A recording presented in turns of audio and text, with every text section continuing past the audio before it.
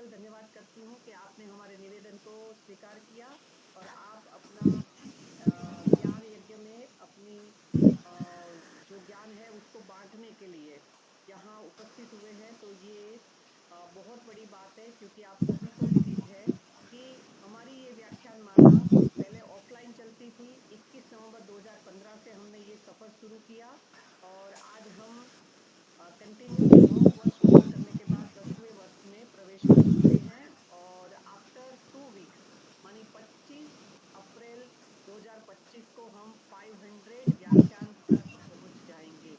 तो इसके लिए विशाखा जी का बहुत बहुत धन्यवाद कि आप यहाँ हमारे निवेदन पर आए और आपने अपना ज्ञान इस यज्ञ में आहुति के रूप में देकर हम सभी को आप लाभान्वित करेंगे। तो मैं आज के स्पीकर का परिचय आप सबके सामने रखना चाहूंगी। आज के स्पीकर का अपना आज का टॉपिक है management of the ulcerative colitis. मुझे लगता है कि आयुर्वेद को सर्वोच्च पोजीशन स्थान पाने के लिए अल्सरेटिव कोलाइटिस जैसे बहुत इम्पोर्टेंट रोग है जिनसे मनुष्य रोगी बहुत ज़्यादा परेशान रहता है। और आयुर्वेद में सच में मैंने सुना है, देखा है, क्योंकि मैं गायनेकोलॉजिस्ट हूँ तो बहुत ज़्यादा मेरा अनुभव नहीं है उसमें, मगर बहुत सारे चिकित्सक को सफल चिकित्सा आयुर्वेद के माध्यम से करते हुए देखा है। तो एक्स्ट्रा ऑर्डिनरी ये अपना टॉपिक है आज का, management of the ulcerative colitis.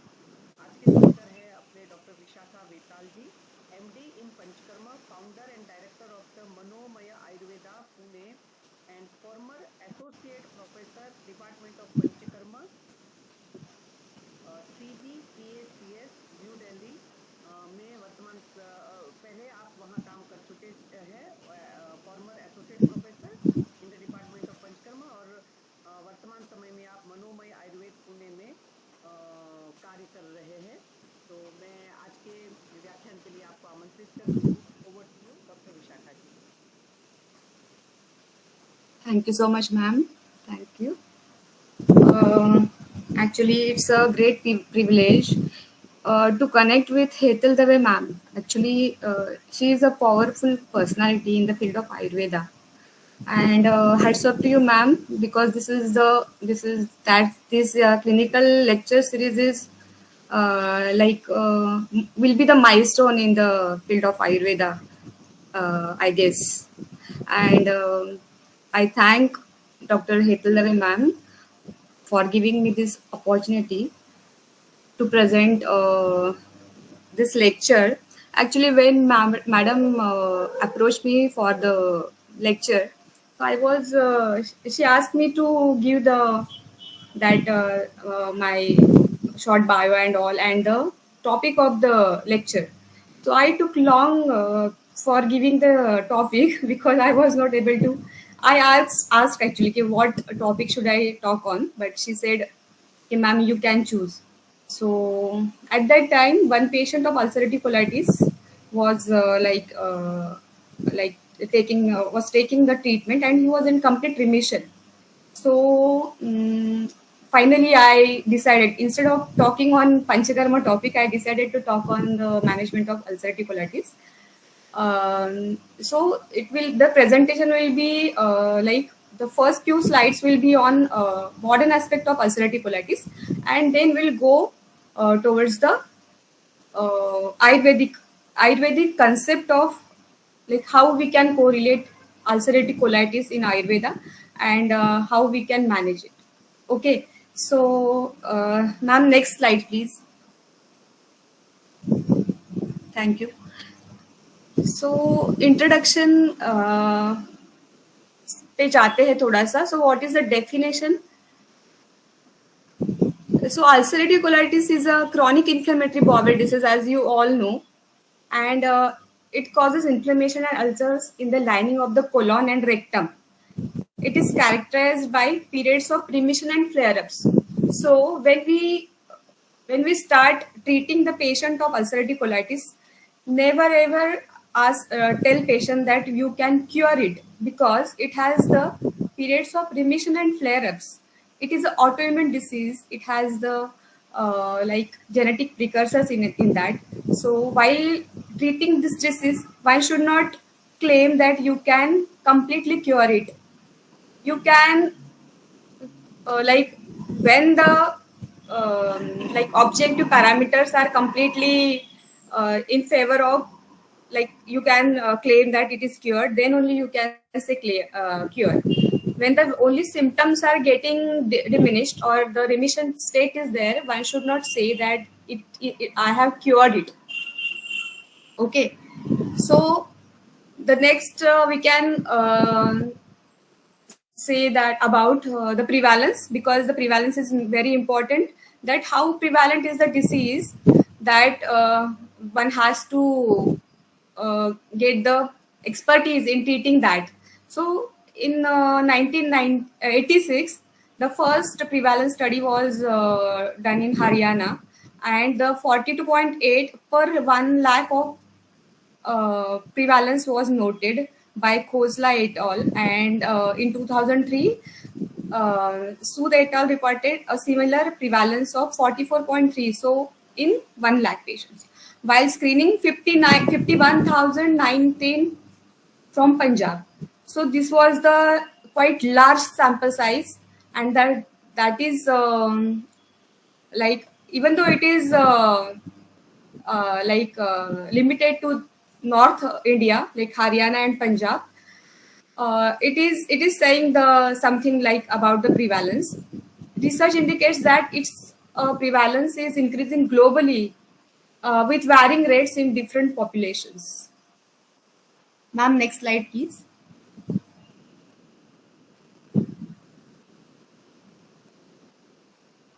Hello, am I audible? Hello. You are audible. Huh. I have done the 30. Yeah. Yeah. Yeah, yeah. Okay, ma'am. 1 minute.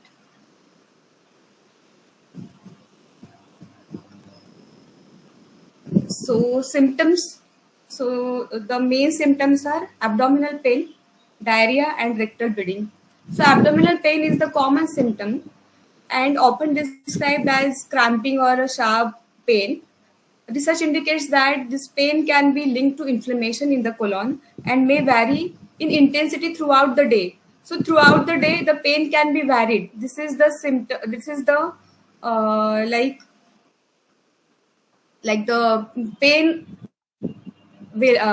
pain variability.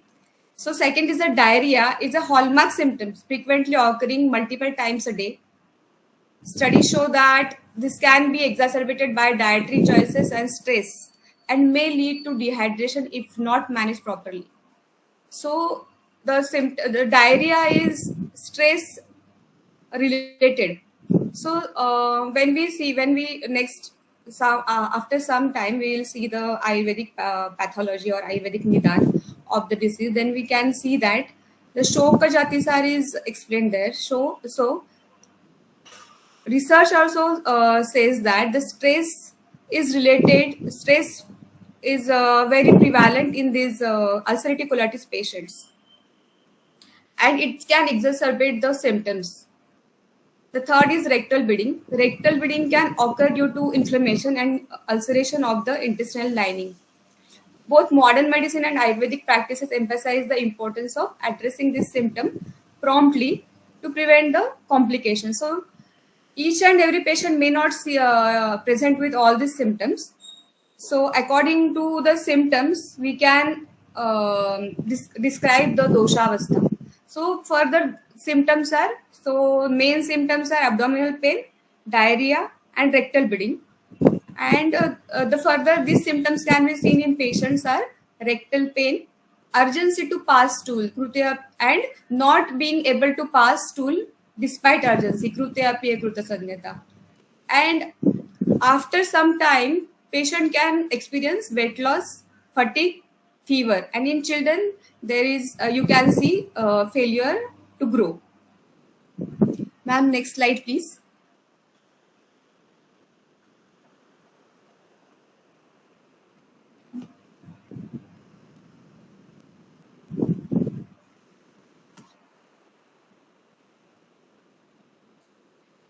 Ma'am.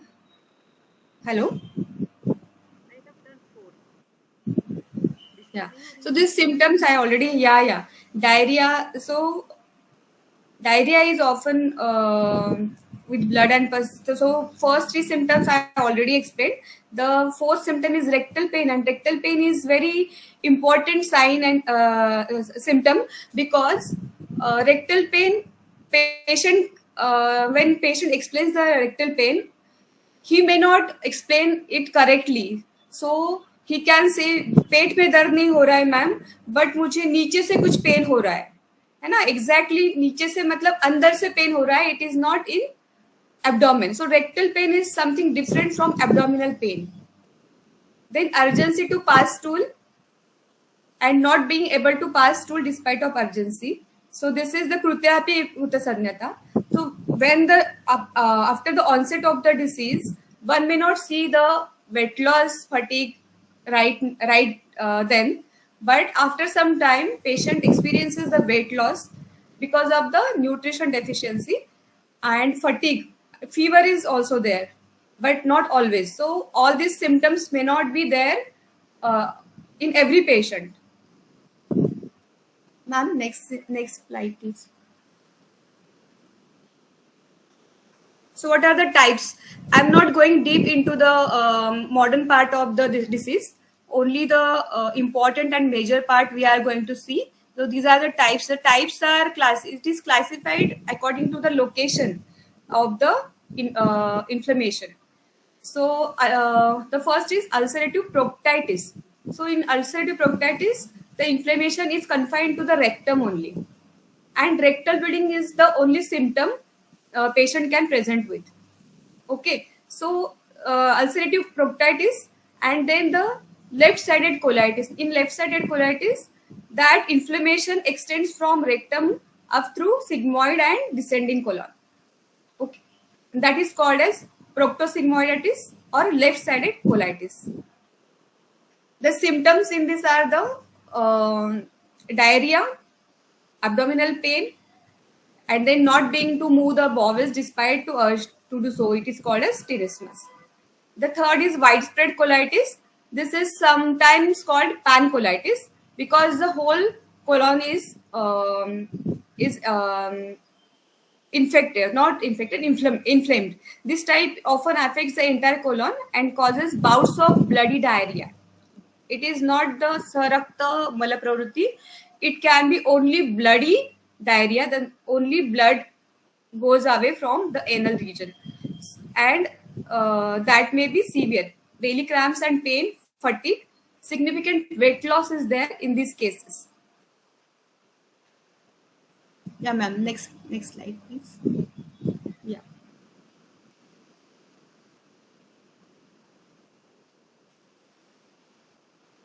एक minute.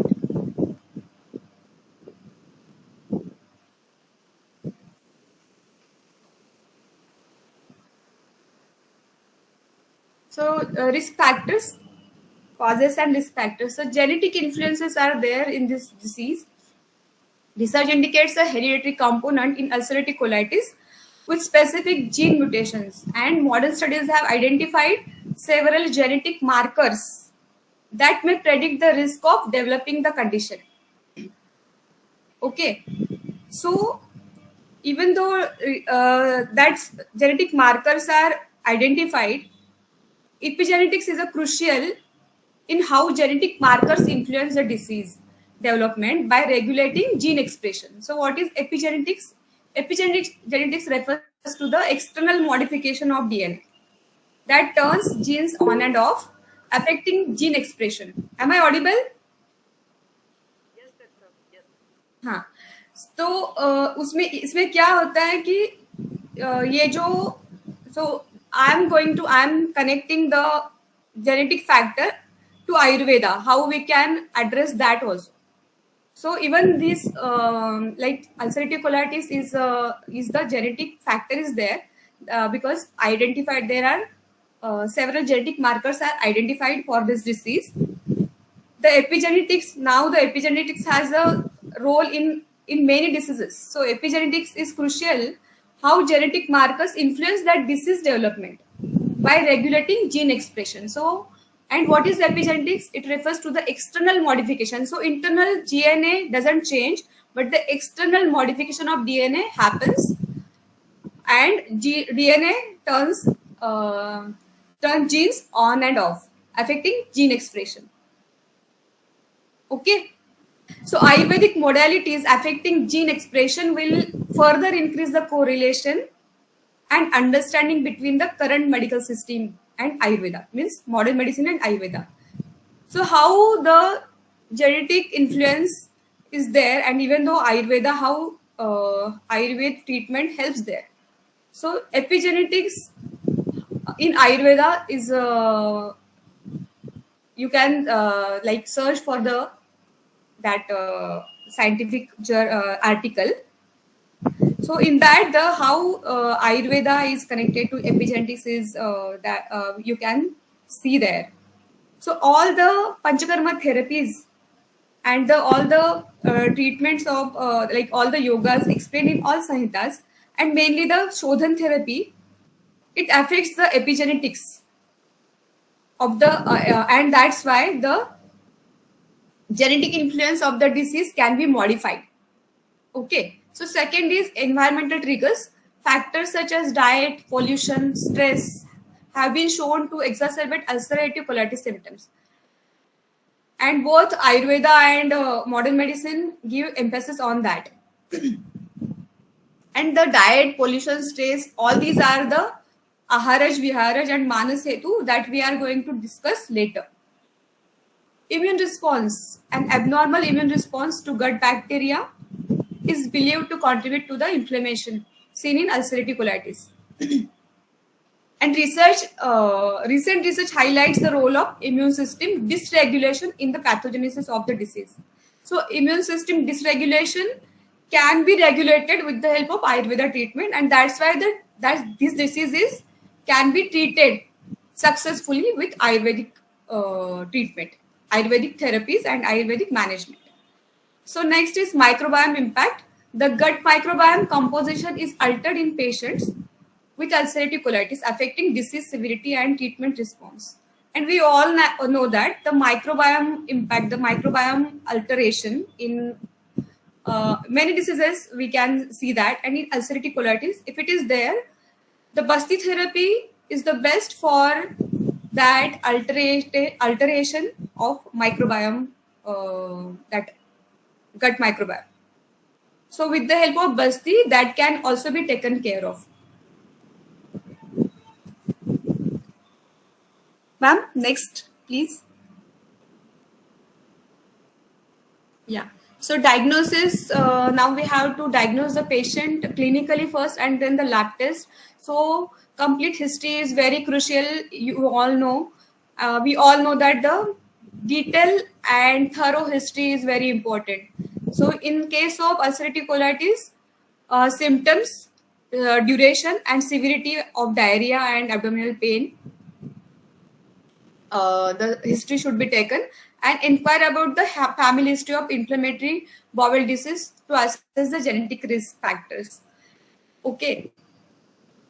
The physical examination include the identify the signs of dehydration and abdominal tenderness, and assess the patient's overall health and nutritional status, as these can be impacted by ulcerative colitis. And then physical exam in the clinically, when you are uncertain, then you can go for lab test and order for the test for evaluate the anemia because of the blood loss, and inflammatory markers we can do. The next is colonoscopy to define the final diagnosis. Okay, ma'am, next. Hello, ma'am, please, next slide. Yeah, thank you so much. Thank you. So these are the complications of ulcerative colitis. Ulcerative colitis patients are very at a large risk of colon cancer, and that's why. And in mostly the chronic patients, that is more than 8 to 10 years of disease, having like living with the disease. That's why the regular surveillance colonoscopies are recommended in these patients to monitor the dysplasia. The second is perforated colon. So severe inflammation can lead to a perforation of the colon, which is a life-threatening condition and requiring immediate surgical intervention. And symptoms are severe abdominal pain and fever. So when patient step in your clinic, in which condition that you have to see if you can assess it successfully. Because if patient is in your clinic with perforated colon, and if you cannot assess it, the patient can might land in a severe condition, not threatening condition. So if there is a perforated colon, the surgery is must, and you should not delay and you should not you should not experiment any treatment on that condition. In that condition, directly refer the patient to the surgeon, and the surgery is the only treatment in perforated colon. When the complicated ulcerative colitis case is there in your clinic and with perforated colon, you should not should you must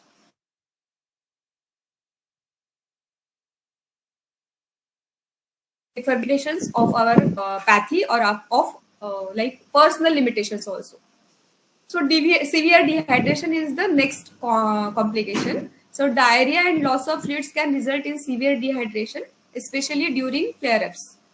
Okay, so patients should be monitored for signs of dehydration and encouraged to maintain the fluid intake. Now, fluid intake should not fluid intake. Allopathy doctors will ask to take more fluids, and here you should not see the Atyabhupan and all, because patient is in dehydration condition. So if we have to restore the hydration, Ayurvedic physician what different can do. So the fluid should be like Shruta Shita Jala, like Vathas and Shruta like Panchavidha Kashaya, Kwatha, Hima, Fanta, this type of kalpa, which are like Siddha Jala, can be given to the dehydrated patient so that the hydration will be restored and the condition of the disease also can be reduced. So infection risk is the another complication. It can compromise the immune system and increase the risk of infection. Patient should be educated on recognizing the symptoms of infection and seeking prompt medical attention. So next is nutritional deficiencies are always there because of chronic inflammation and diarrhea, particularly in vitamins and minerals. A balanced diet and possible supplementation should be considered to address these deficiencies. So if you are looking for the integrated approach, when you are giving the Ayurvedic treatment and the patient is in severe condition, if it is mild, it's okay, you can go for only Ayurvedic management. But if it is like in severe condition and you want to opt for integrated approach, so nutritional deficiencies are there. If they are there, one should opt for supplemental like supplements, vitamin supplements also. Okay. So and last the more these are the another complication, that severe bleeding, loss of blood cells, that is anemia, bone loss, that is osteoporosis, inflammation of the skin, joints and eyes, a rapidly swelling colon called as toxic colon, megacolon, increased risk of blood clots in veins and arteries, and delayed growth in development of children. So this is the epidemiology. I found it very strange because this the slide you are seeing in front of you, I was not aware of these things, and I thought many of you might not be knowing this, because appendicitis is considered protective against QC, like ulcerative colitis, because appendicectomy may protect against ulcerative colitis by modifying the immune system. This is supported by evidence from observational studies and animal models. So this was something new knowledge for me, and I thought to share with you all. And the next is also very shocking.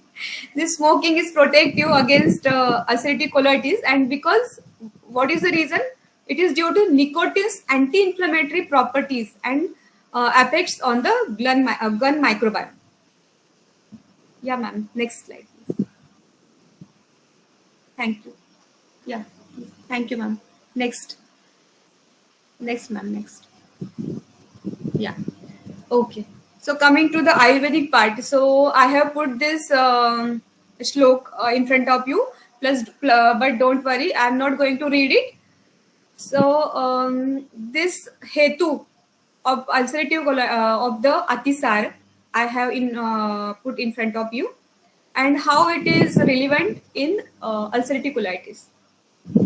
So starting with गुरु अति स्निग्ध रुक्ष उष्ण द्रव स्थूल अति शीतल भोजन. Okay, so अति ruksha, like sprouts. There is a fad of eating sprouts nowadays daily. People are eating daily sprouts, like they don't even like cook it. They eat it as it is, and it is further like guru for digestion. Then drava, so many takes that liquid diet only. Many are taking like, you know what, this like juices. There are juices of like सब्जियों के juices होते हैं, जो गाजर चुकंदर and all these juices people are like consuming months and months, like years. These people are really at risk of having ulcerative colitis. So while taking the history, the hetu should be very carefully taken under consideration. So क्या खा रहा है patient? So why he has landed in this condition should be considered. So द्रव आहार ले रहा है क्या? वो बहुत ज्यादा रुक्ष आहार ले रहा है क्या? ज्यादा स्निग्ध, ज्यादा गुरु आहार ले रहा है क्या? So I have given couple of examples of द्रव आहार and रुक्ष आहार. And उष्ण आहार is like उष्ण द्रव्य जिसमें होते हैं. So उष्ण can be जो कटु आहार. So people are like some parts of India, people like in Maharashtra, if you go towards Nagpur, people eat katuest, I can say katuest ahar, and they are like no, it's very very normal for them to eat that. And one cannot, like person like me cannot like put one like एक निवाला भी मैं नहीं ले सकती हूँ उसका. तो दे आर लाइक सात्म्य हो गया है, बट फिर भी सात्म्य के साथ साथ alternately like over the period people can land in the condition of ulcerative colitis. अति शीतल ही. Okay. Then विरुद्ध आहार, अध्यशन, अजीर्ण, असात्म्यश्च अपि भोजन ही. So viruddha are like 18 types of viruddha we can consider. So viruddha ahar is so common nowadays. But viruddha ahar, when it is considered as a hetu of any disease, when one is taking it consistently for months or years. For example, milkshakes. So IT people are consuming milkshakes. Like जैसे उनका ये होता है, they eat food. वैसे तो वो कालातीत ही खाते हैं, जैसे क्योंकि उनका जो लंच टाइम होता है तभी वो खाते हैं, या जब उनको टाइम मिलता है तब खाते हैं. सो कालातीत है. सो उस टाइम पे वो खा के फिर वो बाहर जाते हैं. बाहर वो इसका ये होता है जूसेस वगैरह का, वहां पे डेली बेसिस पे they consume milk shakes. Fruit juice भी लेते हैं, but many people consume milk shakes. So they are very vulnerable, or they are at risk of having ulcerative colitis over the period. Okay, so viruddha, this is one example of viruddha. So there are so many types of viruddha. People are like dahi daily consume तो करते ही है, but दही को गरम करके खाते हैं in the form of kadhi, in the form of marination and seasoning, also like वो उसको छोकते भी हैं और उसको गर्म करके खाते हैं. So this is there are so many types of विरुद्ध आहार we can say, and we see in our practice people are like when patient come to us, they are taking viruddhashan regularly, and that's why they are in that condition. So adhyashan is one another nidan or another hetu for the disease. So adhyashan, so खाने के बाद फिर से खाना है. पहले पचा हुआ लिया हुआ आहार ना पचते ही अध्यशन करना है. तो this and if this is happening continuously, so this is the hetu for the disease. So ajirna, so asatmyascha api bhojanaihi, snehadaihi atiyuktaiश्च मिथ्यायुक्तैहि विषाद. सो स्नेहाद्यैहि अतियुक्तैश्च, इसका मतलब मैं थोड़ा सा जो टीका में था उसको मैं बोलना चाहती हूँ. तो स्नेहाद्यैहि मतलब स्नेह स्वेदन वमन विरेचन बस्ती, शोधन का जो भी आप ये करते हैं शोधन, उसको उसका जो अगर अतियोग होता है या तो मिथ्यायोग होता है तो उसका भी ये भी कारण है अतिसार के लिए. And absolutely for the ulcerative colitis also, because people are getting panchakarma done nowadays regularly, maybe, and maybe not in a proper manner. So atiyog of that panchakarma can land patient in atisar, and various types of atisar, and one of them is ulcerative colitis. So it should not. So though while taking history, you should ask for this thing कि आपने पंचकर्म कराया है क्या, तो आप हर साल करते हो क्या, अगर करते हैं तो कहाँ कब कब कराया, क्या कराया था, कैसे कराया था, ठीक से हुआ था या नहीं हुआ था. It is very important. तो ये आपका हेतु हो सकता है पेशेंट का for ulcerative colitis also. This shodhan is the treatment for ulcerative colitis, but it is also the hetu of that. Okay, so mithya and atiyog of panchakarma, snehadyahi atiyuktaischa mithyayuktaischa vishat bhayat shokat. So bhaya and shoka, these are the hetus of ulcerative colitis also, and they are described in atisar in general also. So dushtambu madhya atipanat, dushtambu panat and ati madhya panat. The dushtambu pan is like जैसे कि अभी तो हम RO का वगैरह पानी पीते हैं, लेकिन कहीं पे अगर पानी हमें दूषित पानी मिलता है पीने के लिए, कहीं मिलता नहीं है, तो ऐसी जगह जो है जो कि like rural areas hai, where people do not use ROs and all, and the water they consume is dushta. So that can be the hetu of the disease of the ulcerative colitis also. So you can ask the patient about the how what kind of water they consume regularly, and if it is not safe to consume and it is the cause of that disease, ask patient to that hetu parivarjan, that they should install the RO in their house or in, whatever, and they should drink the safe water. Okay, Satmya Viparya and Rutu Viparya. So just a minute.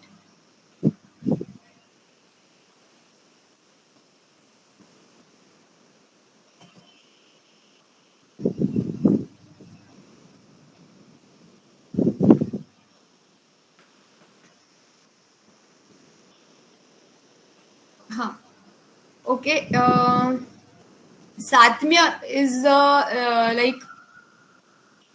in Ayurveda, Satmya can be associated with immunity and can be influenced by genetic makeup,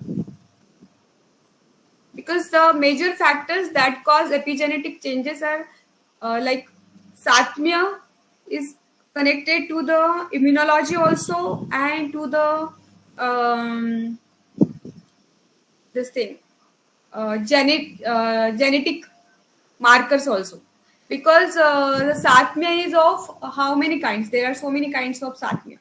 Okay, so Satmya पे मैं ज़्यादा यहाँ पे बोलूँ या ना बोलूँ मुझे पता नहीं, लेकिन मुझे लगता है थोड़ा बोलना चाहिए, क्योंकि there are so many types of Satmya: Ritu Satmya, उप Satmya, देश Satmya, रोग Satmya, प्रकृति सात्म्य.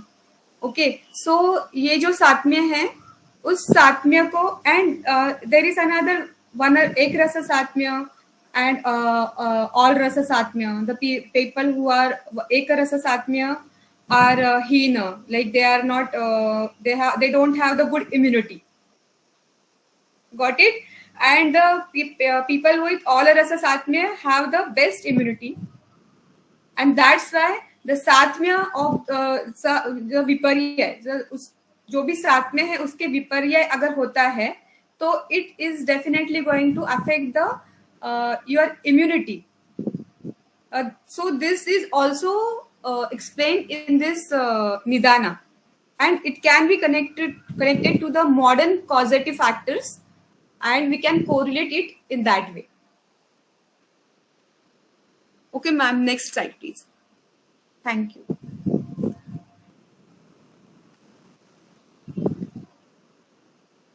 Yeah, so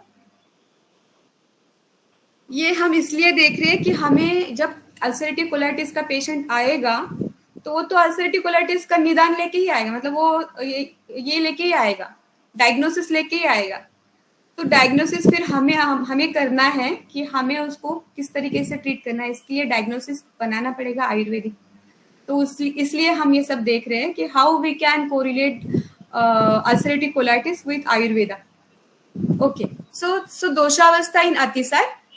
So it is amavastha, pakvavastha, and the third avastha is raktadyaha tasya atisarinah. So amavastha we all know, pakvavastha we have heard about, but raktadayaha in atisar is something different. Okay, so prathama amavastha, tatah pakvavastha, तथा पित्तातिसारे पित्तल सेवनात् रक्तातिसारावस्था. Okay, सो ulcerative colitis का patient जब आएगा with bouts of blood, उसका जो symptom होगा कि उसका सरक्तातिसार and only blood is going through anal region, तो उसका क्या आपको निदान करना है कि ओनली पित्तजातिसार करना है या रक्तातिसार करना है या प्रवाहिका करना है. करना तो आपको पड़ेगा, because it will differ patient to patient. Patient जिस कंडीशन में आएगा at that time you have to make the diagnosis according to his condition and his अवस्था, दोषावस्था. ओके, सो दैट्स व्हाई आमावस्था, पक्वावस्था एंड रक्तादयाः. So this is something very very unique in अतिसार. And why it is रक्तादयाः बोला है कि पित्त जातिसार में पित्तल सेवनात् रक्तातिसार, पित्तातिसारे पित्तल सेवनात् अतिरिक्त पित्त हेतु के कारण पित्त जातिसार में के अगला जो अवस्था होगा वो रक्तातिसार होगा. एवं एक दोषावस्थे अपि अतिसारे. ठीक है, तो यहाँ पे दोषानुबंध हो गया. वैसे आपको पता है कि 6 ही टाइप का अतिसार है ना, वातज, पित्तज, कफज, सान्निपातिक, शोकज एंड आमज. तो द्वंद्व जातिसार कहीं पे वर्णन नहीं किया है, लेकिन अवस्था ये दोषानुबंध आ सकता है यहाँ पे. ओके, या ma'am please next slide please. Thank you ma'am. So next is Shokatisar. So Vataj, only Vatajatisar cannot be correlated with ulcerative colitis. Only Pitta Jatisar cannot be correlated with ulcerative colitis. Only Kapha Jatisar cannot be correlated with this thing, ulcerative colitis. But Shoka Jatisar, you see, Tahi Bhavahi Shochato Alpashanasya Poshma Vai Vanni Mamasha. 1 minute. Ma'am, next previous slide please. नहीं, ठीक है ma'am, ठीक है. यहाँ पर उसकी ये भी संप्राप्ति भी बताई गई है कि कोष्ठम गत्वा क्षोभयत् तस्य रक्तम तच्च अधस्तात् काकंती प्रकाशम, मतलब गुंजा फल के समान रंग का निस्सारण होता है. निर्गच्छेत एव विड विमिश्रम ही अविड वा निर्गंधम वा अगंध गंधवत वा अतिसार।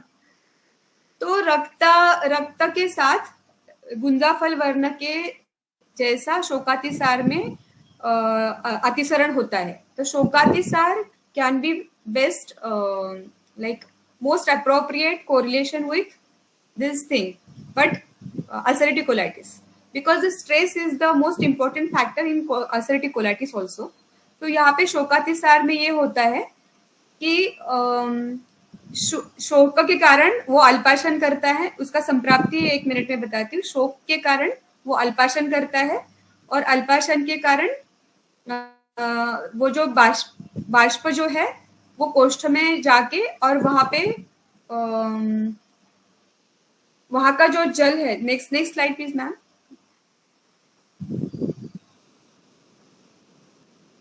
हाँ, यहाँ पे अल्पाशनस्य शोकात एवं अल्पभुंजानस्य, तो कम खाएगा येते ना धातुक्षय, उसके बाद धातुक्षय होगा। ओके, आणि धातुक्षय के कारण जंतु बाष्प मतलब जो बाष्प वेग है उसका जो जल है, जो नेत्र नासा गलादि जो जल है उस तत्सहितम शोक जो उष्मा, शोक के कारण निर्माण हुआ जो उष्मा जो है और वो जो ये जो बाष्प या जल है वो सब कोष्ठ में आते हैं और वह्निम आविश्य व्याकुलीकृत्य अस्य रक्तम क्षोभयति, रक्त का क्षोभ करके और उसका चालन करके वो गुंजाफल सकाशम अध निर्गच्छेत। ठीक है, शोक के कारण क्या होता है? शोक के कारण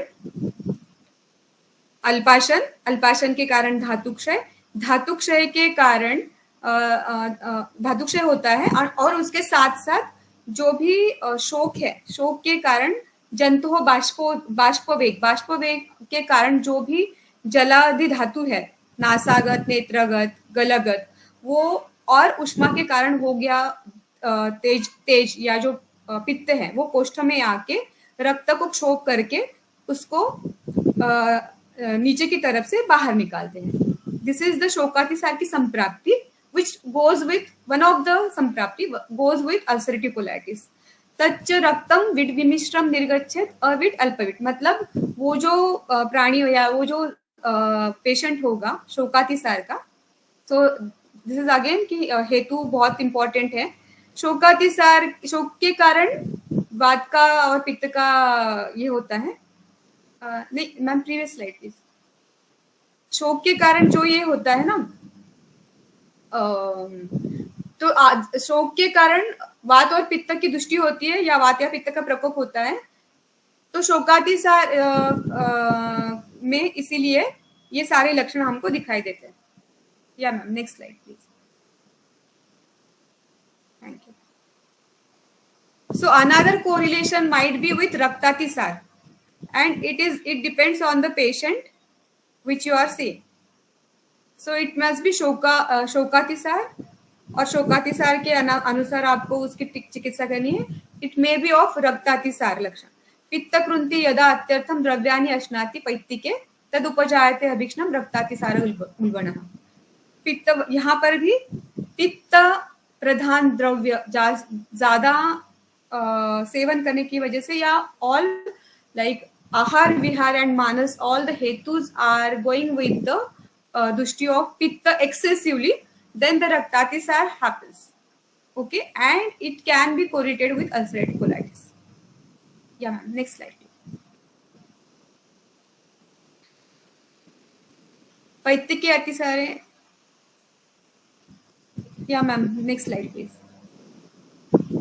so next correlation may be with pravahika, because जो प्रवाहिका में क्या होता है कि जो वायु प्रवृद्धो निश्चितम बलासम नुदति अधस्ताद अहिताशन के कारण, जो कफ प्रदान हेतु के कारण जो जमा हुआ जो कफ है वो जो प्रवृद्ध वायु है वो उसको नीचे लेके जाता है और उसको प्रवाहन करता है। तो प्रवाह तो अल्पम बहुशो मलाक्तम प्रवाहिकम तम वदन्ति। तो next slide please ma'am please.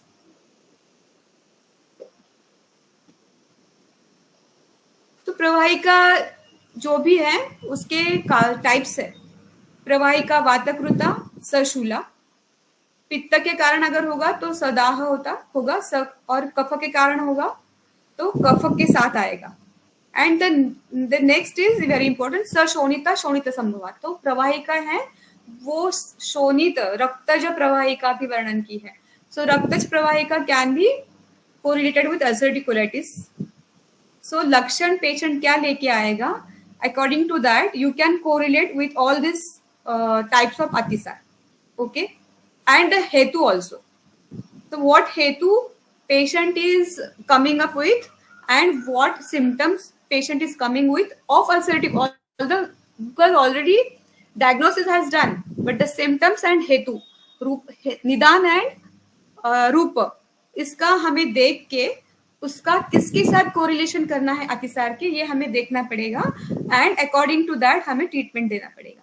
So the third correlation may be with रक्तज प्रवाहिका. Okay, because many a times mild, when there is a mild condition of the disease, like mild condition होता है तो only कफ निस्सारण ही होता है, रक्तज नहीं होता है तब. Okay, and then over the period when the inflammation ज्यादा बढ़ जाता है, then it सशोणित अवस्था उसकी आती है तो patient complain about the bleeding. Okay, so this is the another correlation. यहाँ पे नीचे लिया है सशोणिता शोणित संभवाच ताहा स्नेह रुक्ष प्रभवा मतास्तु. तो स्नेह रुक्ष प्रभवा इति स्नेह प्रभवा कफजा एंड रुक्ष प्रभवा वातजा. तो उसमें ये होगा कि कफ रक्तज होगा या वात रक्तज होगा, मतलब संसृष्टि जो होगी या कफ रक्त की होगी या वात रक्त की होगी, अकॉर्डिंग टू द रुक्ष है या स्नेह है. स्नेह है मतलब हेतु. या ma'am next, thank you. So Ayurvedic diagnosis जैसे मैंने अभी आपको सब एक्सप्लेन किया है वही स्लाइड है, मैंने दिखाया है यहाँ पे. दोषावस्था, आमावस्था, पक्वावस्था एंड रक्तातिसार अवस्था which is very unique to अतिसार. अकॉर्डिंग टू निदान तो सन्निपातिक ही होता है हर बारी, but the predominance of the दोषा, इफ देयर इज शूल very predominantly then it goes with वाता. इफ इट इज सरक्त मतलब प्रवृत्ति देन पित्त. And if it is pravahan is very predominant and it is very significant, then kapha sansrishti is there and kapha is always there. Then possible correlation मैंने आपको बता दिया अभी कि शोकज अतिसार यहाँ पे वात संसृष्टि होगी, रक्तातिसार पित्त एंड रक्त दुष्टि होगी एंड रक्तज प्रवाहिका कफ संसृष्टि होगी यहाँ पे. या मैम नेक्स्ट स्लाइड प्लीज. तो ट्रीटमेंट्स हम कैसे करेंगे. So all we know that कि हम लाइन ऑफ ट्रीटमेंट कैसे डिसाइड करते हैं. पहले निदान परिवर्जन करना होगा. बेसिकली इफ इट इज शोकज अतिसार, ulcerative colitis is due to the stress factor is very predominant other than the आहारज एंड विहारज आहारज हेतु, देन दैट निदान परिवर्जन is very important. Like if you the shokaj atis, like the ulcerative colitis is due to that stress factor prominently, and you are not eliminating that factor and giving all the treatments, panchakarma, shaman chikitsa, lifestyle modification, everything, but the patient will not see, you will not see any like upasha in that patient, because that nidan is so prominent and it should be eliminated first and the most. That's why that shokaj atisar, the ulcerative colitis, due to the stress factor, the counseling sessions, like initial counseling sessions are very important. उनको बताना पड़ेगा मैं दुनिया की कोई भी दवाई दे दूं, लेकिन अगर आपका जिस वजह से आपका जो भी लाइफ में स्ट्रेसफुल इवेंट हुआ है या जिस वजह से आपका स्ट्रेस है, if you are not going to eliminate it, मेरा ट्रीटमेंट आपके ऊपर कुछ काम नहीं करने वाला है. Very important. अगर वो नहीं करोगे then that kind of patient will not be like आप उसको रिजल्ट नहीं दे पाओगे. बट अगर stress factor is very low and the other factors are very prominent, like आहारज हेतु are very prominent in some patients than stress factors, at that time all these things will help that only treatment. The counseling sessions may not be required, but in Shokaj Atisar type, it is very much required. Okay. So Nidan Parivarjan is very important. Aharaj, Viharaj, and Manas, all hetus should be eliminated. Most of them. Okay. For example, some Viharaj hetu you cannot eliminate. For example, ulcerative colitis का एक patient आया आपके पास जो कि night duties करता है, and you we all know that night duties के कारण जो भी रात को जो जागता है, रात्रि जागरण इज हेतु फॉर व्हाट? पित्त मोस्टली एंड रवात, दुष्टि एंड प्रकोप. अगर वो बहुत सालों से ये कर रहा है night duties, that can be the risk factor for him. Okay, अगर आप उसको कहोगे कि नाइट ड्यूटी छोड़ दो भाई, तो वो छोड़ेगा क्या? नहीं छोड़ेगा. क्यों नहीं छोड़ेगा? Because it's a bread and butter for him. So what another thing you can do in that matter, you should tell the patient कि क्या कर सकते हो आप इसमें after doing night duties also. If it is possible for the patient to, जैसे कि कर सकता है तो कर सकता है, तो कोई दिक्कत नहीं है, कर ले. अगर नहीं कर सकता है तो what another things you can do, you should be saying, you should be like recommending that. Okay, so another thing is shaman. So shaman, according to doshavastha, of course, first is amavastha should be taken care of, then pakvavastha, so langan, pachan, and lastly stambhan. Okay, but patient if comes to you in directly pakvavastha, you can directly go for stambhan. No need of pachan, internal pachan should be there. Stambhan should be in shaman, in the form of shaman or in the form of shodhan also. Stambhan with the pichavasti can be achieved with pichavasti stambhan. Okay, so you can start with pichavasti, and at the same time you can internally start with pachana. Okay, so lifestyle modifications are very important. Yoga and meditation are going to help. So these are all should be recommended, and the mental well-being and I already told up like covered all these things. Okay, ma'am, please next slide. And shodhan, yeah, shodhan, I am going to explain it next. Yeah, so आमावस्था में patient आता है तो उसको शमन करने के लिए बहुत सारे योग दिए हैं, बहुत सारे. So I have referred only Sushruta Samhita here. You can refer any Samhita and you can see the Amavastha के जो भी योग है. Okay, so few I will read here, two only. So Devdar Vacha Musta Shunti, Abhaya and Ativisha. And next is Haritaki Dhanyak Musta Pimpri Shunti Vacha. I'm not going to read this. So if you take a look at this, all these things, all these dravyas. So it is not necessary कि ऐसा ही योग आप उसको दे. Okay, पाचन के लिए यही योग दे ऐसा कुछ भी नहीं है. इनमें से जो भी द्रव्य आपके पास अवेलेबल है, it may be a single drug, आपके पास सिर्फ मुस्ता है, यू कैन गो फॉर मुस्ता ओनली. आपके पास उनमें से 2 है, 3 है, 4 है, जो भी है, you can go for that. ऐसा नहीं है कि आपको ये सेम यही ये योग चाहिए. तो आमावस्था में ये जो योग दिए हैं, this is the guideline for us, not the absolute thing कि आपको यही करना है. यू कैन युक्ति से आप उसकी योजना कर सकते हो. So anything which is available to you, you can go for that in Amavastha for the Pachan. Okay, I'm not going to read it. So these are the some yogas in Sushruta Samhita. Yeah, ma'am. Next slide, please.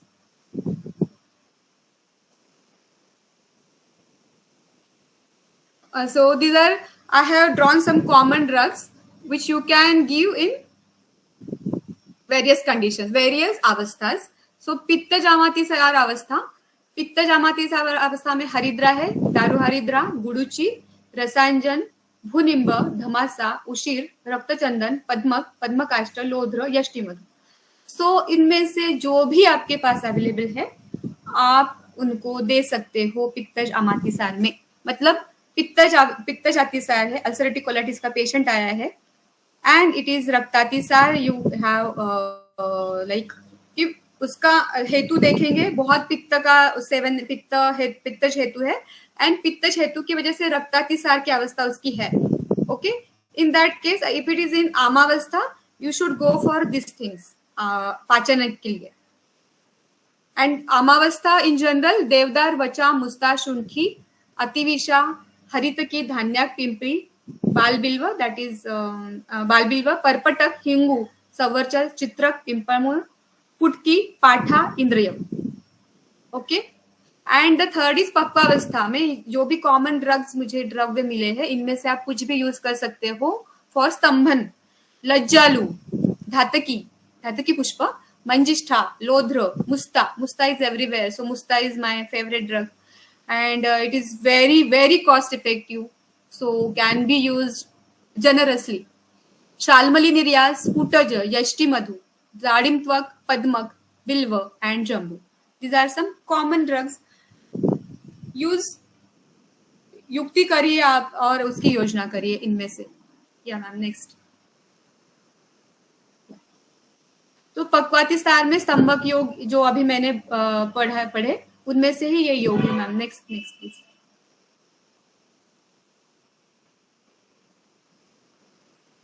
सो शोधन. Okay, सो शोधन में पहले बस्ती दिया है मैंने because it is a choice of treatment. अगर विड़ विबंध है मतलब पेशेंट को कॉन्स्टिपेशन है, शूल है, सप्रवाहन हो रहा है, सरक्त, तो पिच्छा बस्ती देना है. तो पिच्छा बस्ती मैं बाद में बताऊंगी कि पिच्छा बस्ती कैसे देना है, पिच्छा बस्ती के क्या यूज कर सकते हैं, ग्रंथ में क्या दिया है. ओके, देन प्रवाहिका में और एक बस्ती आया है दैट इज दशमूल सिद्ध क्षीर बस्ती, और उसी द्रव्यों से सिद्ध तेल का अनुवासन that can be used in प्रवाहिका, एंड इट मे बी रक्तज प्रवाहिका ऑल्सो, एंड मधु द्रव्य सिद्ध अनुवासन can also be used. Okay, so next is virechan can also be given.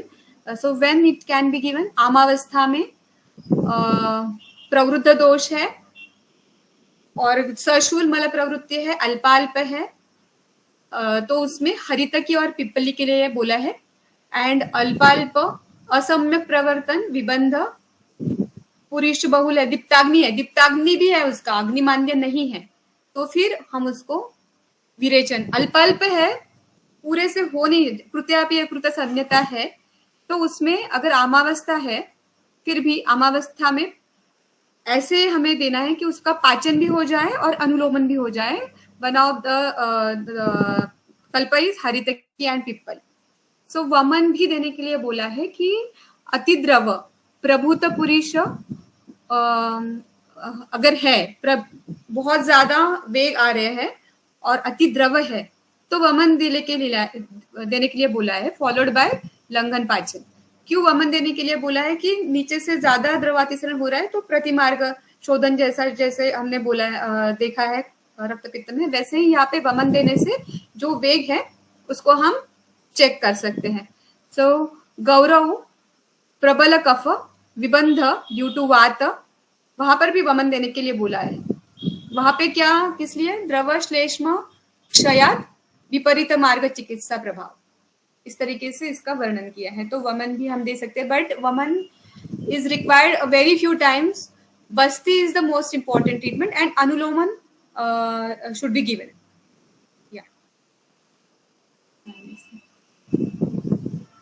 या मैम नेक्स्ट स्लाइड. ये सारा yoga practices, meditation and daily routines के लिए मैम. नेक्स्ट. या this is also holistic Ayurvedic perspective, जो holistic healing, lifestyle adjustment, mind body connection, that already I have covered it. Next slide please ma'am. हाँ, थोड़ा modern treatment के लिए ma'am करूँ cover या टाइम नहीं है हमारे पास? हेलो, कर सकते हैं ना? ओके मैम, बस few slides are there. So medications में current research highlights the effectiveness of biologics and immunosuppressants देते हैं ये लोग. in managing ulcerative colitis, providing significant symptom relief and remission rates. Actually, हम ये जो संकल्पना है यहाँ पे immunosuppressants की, because it is an inflammatory disease, and if immunosuppressants are given, so inflammation can be checked. इसलिए लेकिन हमारे जो द्रव्य हैं वो इम्यूनोमॉड्यूलेटर्स हैं, and they might some of them are immunostimulants. Okay, so immunosuppressants ऐसा कोई भी हम हमारे ट्रीटमेंट में यूज नहीं करते. दे आर इम्यूनोमॉड्यूलेटर्स लाइक गुडुची, यष्टि, पिंपली. these are some examples. So surgery is the another option. Surgery including colectomy are considered for patients with severe ulcerative colitis who do not respond to medical treatment.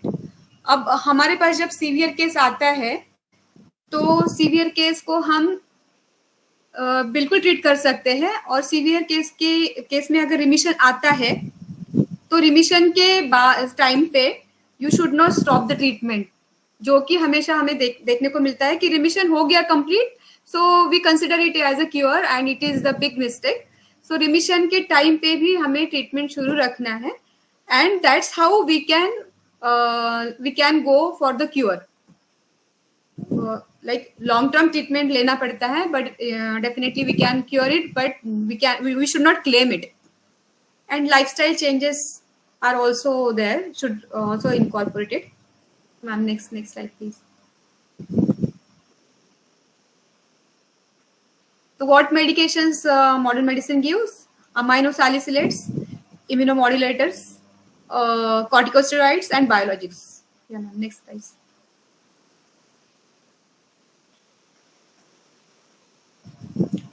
Surgical में क्या करते हैं? जो प्रोक्टेक्टोमी होता है उसमें involves the surgical removal of the colon and rectum, and often performed to treat severe colitis. This procedure can significantly reduce the symptoms and improve the quality of life. Then उसके बाद following proctectomy, ilioanal anastomosis, ileum को anal से जोड़ देते हैं to create a new connection between the ileum and the anus. This allows for the preservation of bowel function. And in cases where an ilioanal anastomosis is not feasible, an ileostomy may be created. It means diverting the waste to an external pouch. Okay, next slide, please. So this is one case study which I was talking about. So the name of the ABC. Okay, he was a 27 years male patient. His weight was when he came, his weight was 52 kg. His present complaints are bleeding, per rectal bleeding. तो बहुत ज्यादा हो रहा था उसको. तो morning में उसको 2 वेग आते थे, उसमें ब्लड आता था, एंड इवनिंग वेग जो था it was only blood, and he was having some weird symptom, that sensation of leaking in pelvis. वो बोलता था कि पेल्विस के अंदर, मतलब वो कहता था कि जो एनल रीजन है उसके अंदर कुछ लीक हो रहा है, ऐसा मुझे लगता है. So this I could not figure it out what it was, honestly.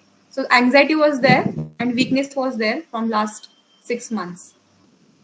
Okay, and please तो प्रेजेंट हिस्ट्री ये था कि 2 साल पहले the bleeding started before and during the defecation, but before that also he said कि पहले सिर्फ ये कफ आता था, जिसको हम आव बोलते हैं मराठी में, वो आता था, and then it started with the blood with defecation. It was not associated with pain नहीं था. Various modern treatments he took. Temporary relief he got. Tests done to rule out malignancy. Reports were negative for malignancy. Presently bleeding has increased since 2 months. A colonoscopy done in June 2023 and diagnosed ulcerative colitis. What treatment he took? He took Bravasa. It is actually anti-epileptic drug. I don't know why he was prescribed. Though another 3 things are Pantosachet, VSL3, and Entoform enema. Entoform enema is corticosteroids, and this Pantosachet are aminosalicylates. But all these treatments he was taking, but he was not having any relief. Okay. At the time of first visit, his nadi was pittaj. The mala pravrutti I already told you. मूत्र 4 से 5 वेग उसके सम्यक आ रहे थे. जिह्वा ईषद साम थी. शब्द प्राकृत, स्पर्श अनुष्ण, दृक आतुर, बिकॉज आतुर ही था एक्चुअली, इतना आतुर नहीं था बट दृक आतुर ही था उसका. आकृति वॉज कृष, क्षुधा वॉज प्राकृत, अग्निमांद्य वॉज नॉट देयर, निद्रा पेशेंट है, निद्रा भी उसकी प्राकृति थी. Okay ma'am, next RSCVS was normal, BP was also normal. So गुदा परीक्षण में नॉर्मल था. उस कोई भी लाइक ग्रोथ नहीं थी वहां पे, जैसे कि सेंटिनल टैग वगैरह कुछ नहीं था. उदर मृदु था लेकिन पीड़नासहत्व था उसको. हेतु आहारज में उसका ये था कि मैदा बहुत ज्यादा सेवन करता था, अध्याशन और अतीतकाल भोजन. मैदा सेवन इतना ज्यादा था उसका कि ही used to eat daily khari, toast and biscuits daily. That was his nashta, जो कहते ब्रेकफास्ट, और शाम को भी वो खाता था. सो दिस वाज हिज हेतु. विहारज was long working hours and मानस हेतु some stressful event happened in his life. So stroke was always there and overthinking was could figure out in him from his body language. Samprapti, so hetu 7, kapha dushti, kapha, and again this thing vata, rasa dushti, rasa dhatvagni mandya, kupitavat takes down kapha, rasadi apadhatu, atisara kaphavata pradhan, not treated properly, then rakta pravartan along with previous symptoms. Okay, and the symptoms were, which I already discussed. Ma'am, next slide please. So management, what I did. So Chandra Kalaras, these are the Shaman Chikitsa I actually used time to time. The timeline line I have not given. These are the drugs I used. Chandrakala, Abhipattika Churna, Mahatikta Ghrita, Dadimastak Churna, Bilaji. And one I forgot, that is Bhunimbadik Vat I gave him. So all this, if you look at the treatment, it was like, for example, if you look at Bhunimbadik Vat में जो भी है, so that Bhunimba, Bilva, Musta, and all the dravyas are Dipan Pachan and रक्त का प्रवर्तन भी वो रोक सकते हैं, ऐसे सारे द्रव्य उसमें हैं. So you can see this management. So he lost by that time, like मई के 16 तारीख से लेके जुलाई 8 तक 2024 में complete remission था. उसके बाद he lost to the follow and he again come to me on 20th January 2025. And at that time I prescribed Pravar Panchamrut and tablets SD Karkuma. Karkuma is the this Haridra ka ये है extract है. Okay, so next ma'am, next slide. This is the management I gave. This was the Shaman, the Shodhan. So first sitting was for Picha Basti, and second sitting was also, and third sitting was also Basti only. So Basti में मैंने Picha Basti use किया and Matra Basti जो मैंने उसको दिया है. So I have not followed any Karmakal Yoga this thing Basti regime. So according to the condition, many times I gave 3 Picha Basti and 1 Anuvasan Basti, or again continuously 3 Anuvasan Basti, 1 Picha Basti. Like that I customized it according to the patient's condition. For Matra Basti or Anuvasan Basti, I used this thing, Jatyadi Tel, Ropan Tel, Yashti Madhu Tel. Time to time, not always. Sometimes I gave Yashti Madhu Tel, sometimes it is also the matter of availability. So Yashti Madhu Tel I prepared myself, Ropan Tel and Jatyadi Tel. These 3 tels I used for the Anvasan Basti, and even in Picha Basti, I use these three oils. Like Sneha, in place of Sneha, I use this one of these three oils and ghee, go ghrut, and of course other ingredients of the Basti, Picha Basti.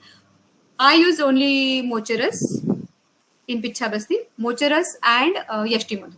And for Kalka, I use Manjishtha and Yashti Madhu. So you can use anything which is available to you for Picha Basti. Like if you have Chiri Vruksha Churna, you can use that also for Picha Basti.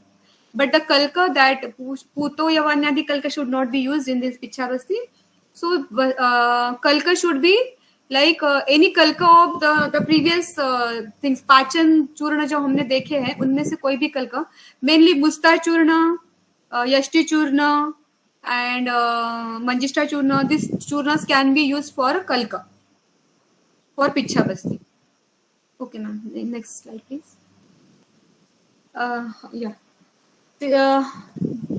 These are the, या ma'am एक minute है, आपको ये जो है ना previous उसका colonoscopy का रिपोर्ट है, and the next slide is for after Basti 23 days का बस्ती होने के बाद उसका जो ये किया था कोलोनोस्कोपी, मैं आपको बताती हूँ एक minute. This is not readable, so I am concluding in just few minutes.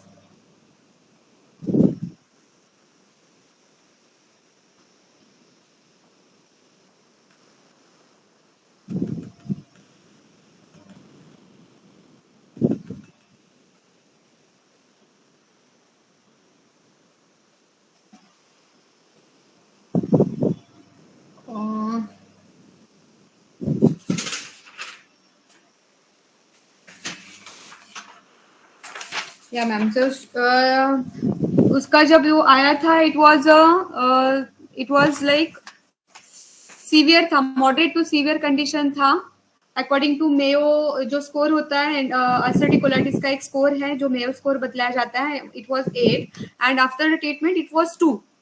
It is 2 is considered as complete remission, and but अभी भी उसका complete cure नहीं हो रहा है, patient is under treatment. So thank you so much for your patient listening.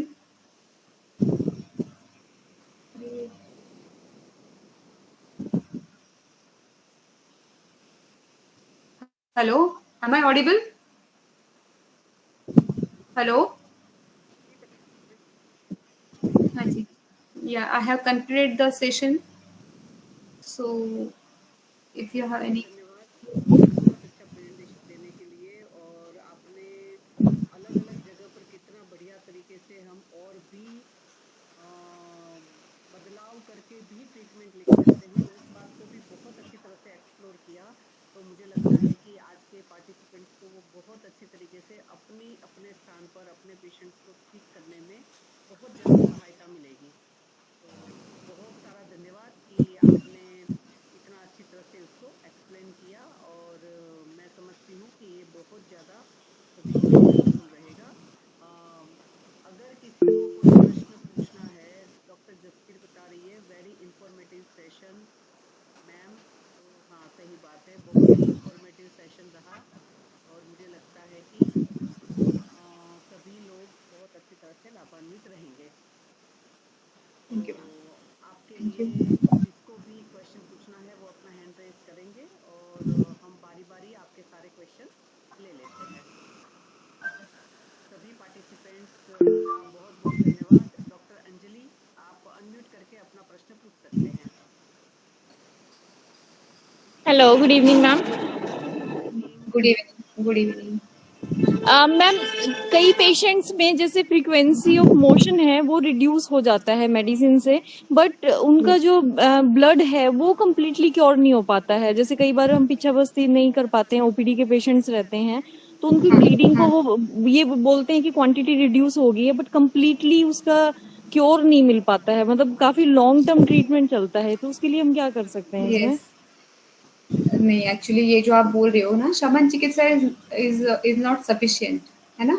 शमन चिकित्सा only will not completely like ये नहीं हो सकता है. पीछा बस्ती या जो शोधन चिकित्सा है it is very important too, because complete cure case, severe patient is there, no, it is a severe case, so it should be treated with that बस्ती बस्ती। अगर आप, मैंने जैसे बोला, पॉसिबल भी नहीं है आपके पास, आपको एक मोचरस द्रव्य भी आपके पास होगा, है ना, सो बहुत बड़ा आपका सेटअप भी नहीं चाहिए। पीछा बस्ती is really very important and long term देना पड़ता है।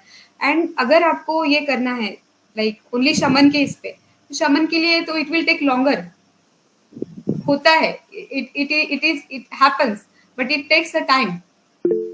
जैसे अगर आपने अभी जो कल्प देखे हैं, जो भी आपने ये देखा, हैव यू यूज दैट ग्रंथोक्त चिकित्सा, हैव यू फॉलोड इट?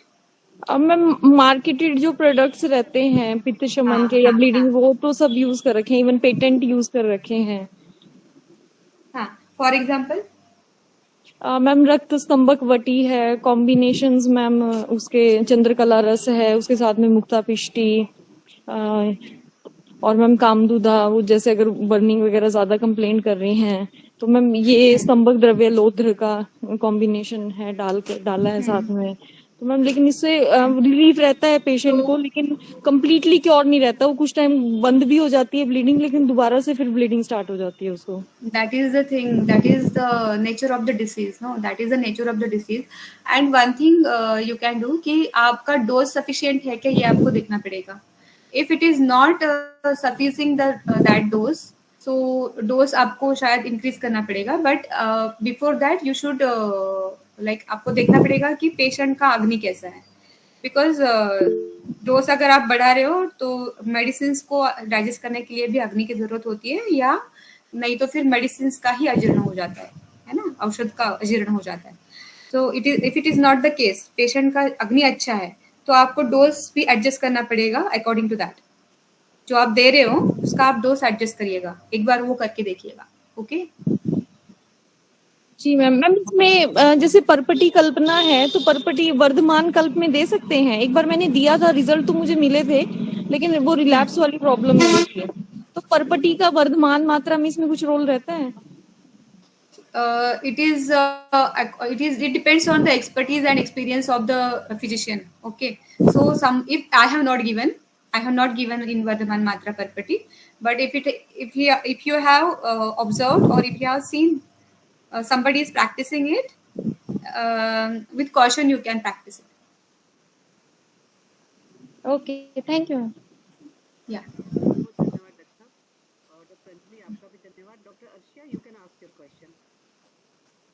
हाँ मैम, जो पेशेंट्स रात्रि जागरण करते हैं प्रोफेशन की वजह से, तो उनको हम नेक्स्ट मतलब क्या प्रिकॉशन लेने का बोल सकते हैं? दूसरे दिन फिर कैसे आहार विहार करने का चेंजेस बोल सकते हैं, जो अपना प्रोफेशन नहीं छोड़ सकते उनको? जैसे रात्रि का जागरण जो करते हैं, हमारे इसमें जो ये दिया है ना, कि गाइडलाइंस दी है कि जो रात्रि में जागरण करता है उसको दिन में हाफ ऑफ द टाइम, जैसे अगर 8 घंटे की नींद है तो 4 घंटे उसको सोना चाहिए, है ना, जो कि मतलब दीवा स्वाप का दोष ना हो उसके लिए। तो हाफ द टाइम जैसे उसको सोना चाहिए, तो उसको वो तो सोना ही चाहिए। कभी कभी ये होता है कि वो उतना टाइम भी नहीं सो पाते, तो ये उनको बोलना है कि आपकी जो रात की नींद नहीं हुई है ना, रात की नींद ना होने से जो भी दोष बढ़े, तो आपको उसको दिन में सो के उसको ये करना, कॉम्पेंसेट करना ही पड़ेगा। एंड इन दिस पेशेंट्स, जैसे कि है ना, हम पथ्य बोलते हैं पेशेंट्स को, है ना, पथ्य बोलते हैं, तो हमें जनरल पथ्य बहुत मतलब बोलना पड़ता है। If you give very tight हेतुज कि इतना ही खाना है, ऐसे ही खाना है, patient will not follow for longer period, है ना। तो in another cases it can happen, because ulcerative colitis वो सालों साल चलता है, तो उसको आप एक जो डाइट है वो प्रिस्क्राइब करके देना है उसको, वो डाइट उसको फॉलो करना पड़ेगा, ताकि जो दोष विहारज हेतु की वजह से बढ़े हैं, उनको हम आहारज हेतुओं से और ना बढ़े, इसका हम ये कर सकते हैं, है ना। ओके, दैट जो आहार है ना, आपको उसको एक प्रिस्क्राइब ही देना पड़ेगा, प्रिस्क्राइब करके देना पड़ेगा। That is the one thing you can do. तो आहार में उनको स्पेशली क्या लेने बोल सकते हैं फिर इसको कंपनसेट करने के लिए? हाँ, तो कुछ देखो ऐसा अगर स्पेसिफिक? यस यस, तो इन्फ्लेमेशन अगर हम मॉडर्न की इससे देखें एंड आयुर्वेद के हिसाब से, दोनों से देखें, इन्फ्लेमेशन जिससे हो, अभी ये तो इतना कॉमन जो पथ्य है वो तो बोलना ही है, जैसे कि प्रोसेस हाँ फूड नहीं खाना है, मैदा नहीं खाना है, हाँ तला हाँ हुआ हाँ। नहीं खाना है, ये सारी चीजें तो हो गया। लेकिन बहुत इंपॉर्टेंट है कि टाइम पे खाना, टाइम पे मतलब जैसे कि भूख लगने पे खाना है तुरंत, हम्म, ओके। हाँ और जब भूख ना लगे तो ना खाना है। जैसे क्या करते हैं लोग, अभी भूख लगी है तो अभी नहीं खाएंगे क्योंकि टाइम नहीं है, हाँ। फिर 2 घंटे के बाद उनको ओके टाइम मिलता है, फिर वो खाते हैं, फिर वो खाते हैं, ओके ठीक है। ओके। एंड कभी कभी इस वजह से भी वो इन्फ्लेमेशन बढ़ता है, तो वो उनको बोलना है कि जब भी आपको भूख लगती है आपको तभी खाना है। और क्या खाना है, you want the names of the like food items, name of the food items. तो सबसे ऊपर आएगा मुद्ग, मसूर, एंड ओके देन आएगा जो शाक में आएगा, जो भी वेलीय भाजा सब्जी आती है, जैसे कि फल भाजिया। लौकी हो गया, कद्दू हो हाँ गया, लाइक, और तो हम इसको तोंडला बोलते हैं मराठी में, हाँ आई डोंट नो। देन हाँ वास्तु तांदूळजा एक भाजी आती है, इट इज वेरी हाँ। पथ्य इन, इट इज वेरी पथ्य। In fact, it should be okay eaten daily in ulcerative colitis because it is रक्त ओके संबंधी है। ओके, तो ओके तांदूजा को क्या ओके। बोलते हैं, you just check it out, it is a Marathi name, हाँ ओके। हम पता है मैम। एंड हाँ हाँ, तो ये सारी सब्जियां हैं। एंड यही है कि उसको प्रमिताशन नहीं, अध्यशन नहीं करना है। देन संकीर्ण भोजन इज रात का बचा हुआ और सुबह का ताजा, ये भी बहुत सारे लोग ओके। खाते हैं। हाँ, तो हाँ संकीर्ण भोजन is also is very no no, ये बोलना है सारा, ओके ठीक है। ओके। यस, मैम मेरे एक पेशेंट थे, उनका मतलब प्रवाहिका जैसा था, उनको कफ युक्त मल प्रवृत्ति होती थी 4-5 बार और प्रवाहन करना पड़ता था। और वो होटल का बिजनेस था तो रात को थोड़ा लेट होता था सोने को, और वो शाम को इवनिंग में सोते थे। मैंने उनको शमन चिकित्सा दी बट मुझे जरा भी रिजल्ट नहीं मिला, तो मुझे समझ में ही नहीं आया कि क्या रीजन रहा होगा। मैंने उनको मुस्ता चूर्ण का जल दिया, मुस्ता से मतलब बोला जल में आप जो मुस्ता डाल के वो दिन भर पियो, और कुटज घनवटी दी थी, जटामांसी दिया था, और एक कॉम्बिनेशन बना के दिया था कामदुदा शौक्तिक और कुटज का, और ये सब दिया था। बट कुछ भी रिजल्ट नहीं मिला, मुझे समझ में ही नहीं नहीं आया नहीं, मुझे सो क्यों दिस इज क्या। these all are the विरुद्ध चिकित्सा। what you have done is not the हम्म चिकित्सा you should have done, okay। जैसे हम्म। कि आपने शुक्ति और क्या क्या, एक बार आप फिर से बताइए क्या दिया था। कामदुदा, और उसमें शौक्तिक भस्म डाला था, हाँ कामदुदा डाला था, और उसमें कूटज चूर्ण डाला था।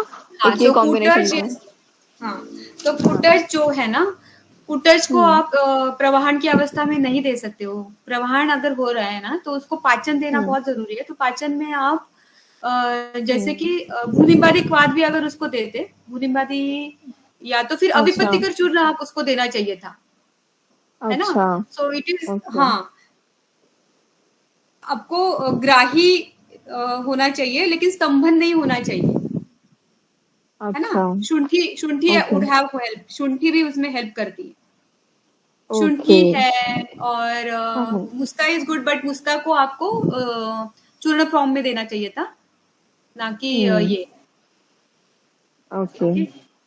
हाँ, एंड कामदुदा हैज नो रोल इन प्रवाहिका, दिस काइंड ऑफ थिंग, हाँ बिकॉज वो तो और उनको ज्यादा ऐसे है ना, प्रवाह। यस, उनको अंडे जैसा चिकट स्राव होता है, मतलब मल में आता है। हाँ हाँ ब्लीडिंग हाँ ब्लीडिंग कुछ नहीं है, और 4-5 बार जाना पड़ता है दिन भर में, टोटल दिन में हाँ सुबह में दो हाँ, तीन बार और शाम में 2 बार। तो तो ओके, हाँ, हाँ। और प्रवाहन थोड़ा करना पड़ता है।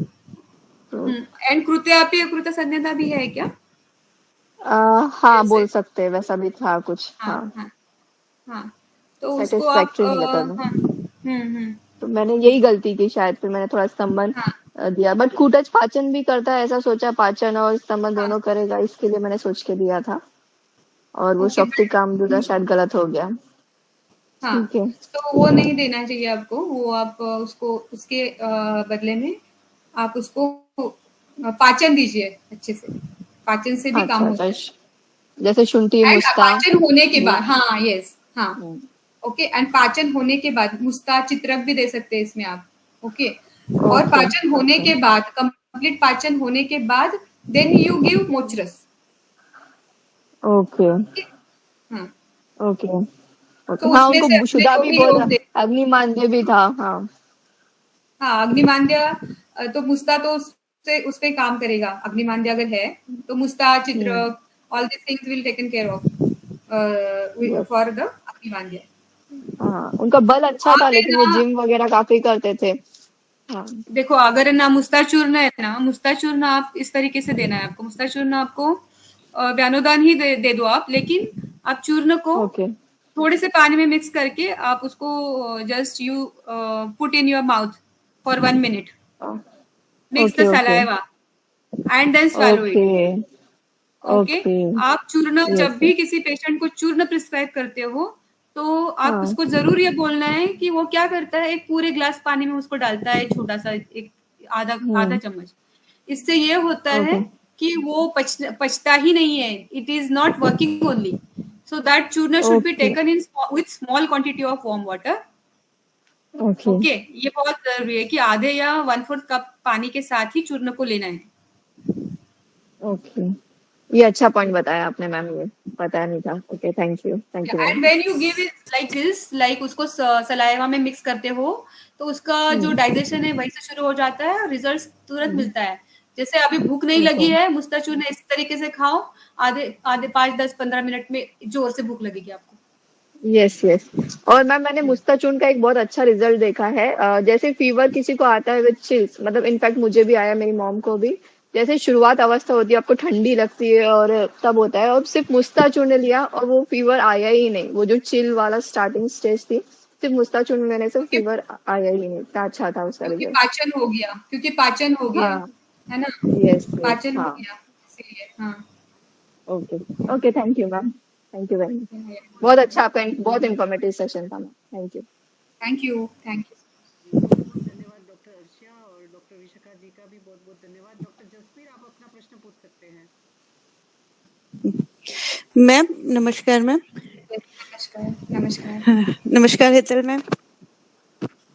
मैम मैम मैं ये आपसे मैम कहना चाह रही थी कि जो अभी अर्षा मैम ने डिस्कस किया, इसमें अगर हम पहले पका हुआ बिल्व देते हैं और फिर बाद पके हुए बिल्व का जूस वगैरह ये जैसे वो बना कर देते हैं शरबत, और बाद में हम अगर कच्चे बिल्व का यूज करते तो हमें अच्छा बेनिफिट मिल सकता था इस केस में।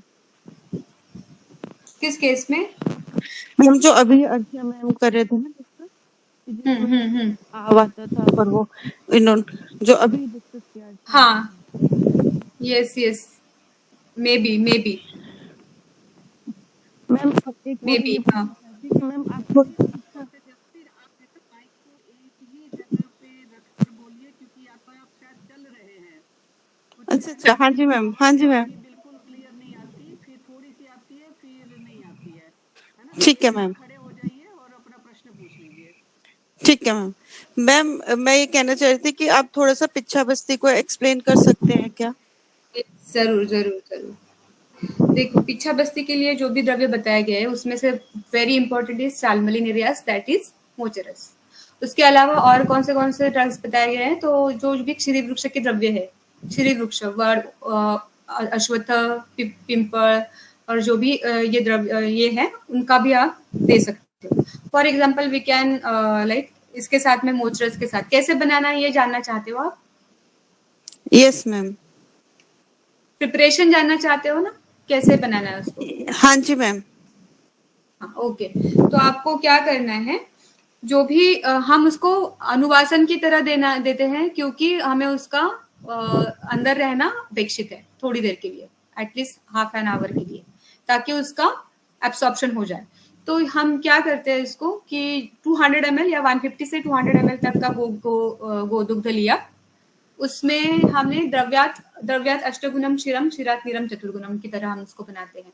तो द्रव्य 20 ग्राम लिया, द्रव्यात अष्टगुणम क्षीरम 20 ग्राम ये लिया मोचरस, एंड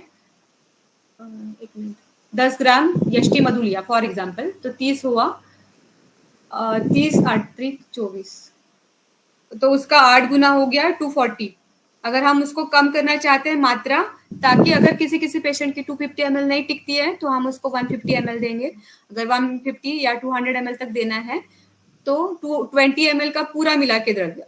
अगर आप 4 द्रव्य लेते हैं तो 5-5 ग्राम, अगर आप सिर्फ मोचरस लेते हैं तो ओनली 20 ग्राम, या मोचरस और यष्टि मधु लेते हैं तो आप 10-10 ग्राम, इस तरीके से आप उसको ले सकते हैं।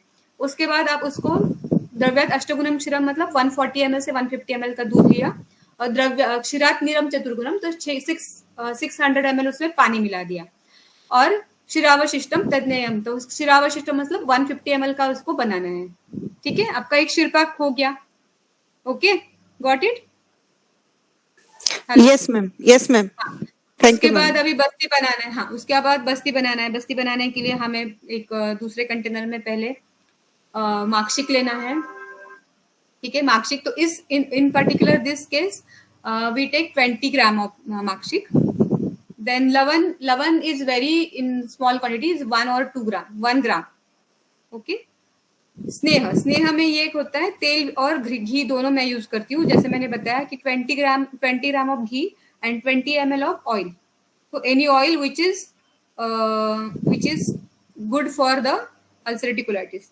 फॉर एग्जाम्पल मैंने बोला रोपण तेल, यष्टि मधु तेल और जात्यादी तेल बहुत बहुत बढ़िया काम करते हैं। ये 3 तेल बहुत ही बढ़िया। तो इनमें से लेना है, या तो अगर आप नहीं ले सकती हैं तो आप तिर तेल लेना है। आपको तिर तेल नहीं लेना है तो वैसे ही नहीं लेना है कच्चा आम, ये मूर्छित होना चाहिए। ओके, तो इससे तो अच्छा है कि आप ये इन तीनों में से या जो भी मधुर द्रव्य से सिद्ध जो भी तेल है उसको 20 ml और 20 ml घी लेना है। और अब मिलाया सबको, पहले मार्कशीट मिलाया, लवण मिलाया, मिक्स किया, उसके बाद स्नेह मिलाया, मिक्स किया। देन कल्क आता है। कल्क जो मैंने बताया, आप कल्क कोई भी ले लो, that should go with ulcerative colitis के को ध्यान को में रखते हुए आपको कल्क लेना है। कल्क आप यष्टि का लीजिए, मंजिष्ठा का लीजिए, मुस्ता का लीजिए, दिस आर द बेस्ट कल्कस। उसको आपको 10 ग्राम की मात्रा में लेना है, 10 नहीं 5 से 7 ग्राम, बिकॉज अभी ये उसका ये ओवरऑल मात्रा कम है। तो 5 से 7 ग्राम कल्क में मिला दिया अच्छे से, तो बस्ती बन गया। और उसके बाद जो क्षीरपाक हमने बनाया था वो उसमें मिक्स कर दीजिए। ठीक है, तो ये बस्ती पूरा बन गया एंड देन फाइनली इसको स्ट्रेन कर दीजिए। So this Basti is ready for giving. Okay, so you can always alter this like जो भी इंग्रेडिएंट्स है उसका आप अकॉर्डिंग टू द पेशेंट्स बल आप उसको ऑल्टर कर सकते हैं। तो इस टाइप का जो बस्ती मैं देती हूँ वो कम से कम आधे घंटे के लिए मैक्सिमम टाइम मैंने देखा है वो होता ही है। एंड फिर इसके लिए उसके रिजल्ट्स भी बहुत जल्दी आते हैं। जैसे बाय द डे 7, जैसे मैंने इस जो पेशेंट का केस आपको बोला, उस केस में बाय डे 7 उसका कंप्लीट रुक गया था ब्लड उस टाइम पे, and it was very severe eight that time. तो ये है कि बस्ती को ठीक तरीके से बनाना भी बहुत जरूरी है, तभी काम करेगा।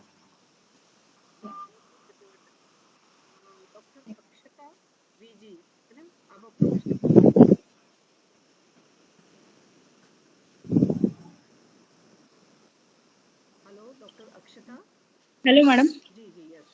हेलो नमस्ते मैडम। मैडम पिक्चर बस्ती जो है वो ड्रिप मेथड से देना चाहिए कि ऐसे ही निरूह जैसे देते हैं वैसे?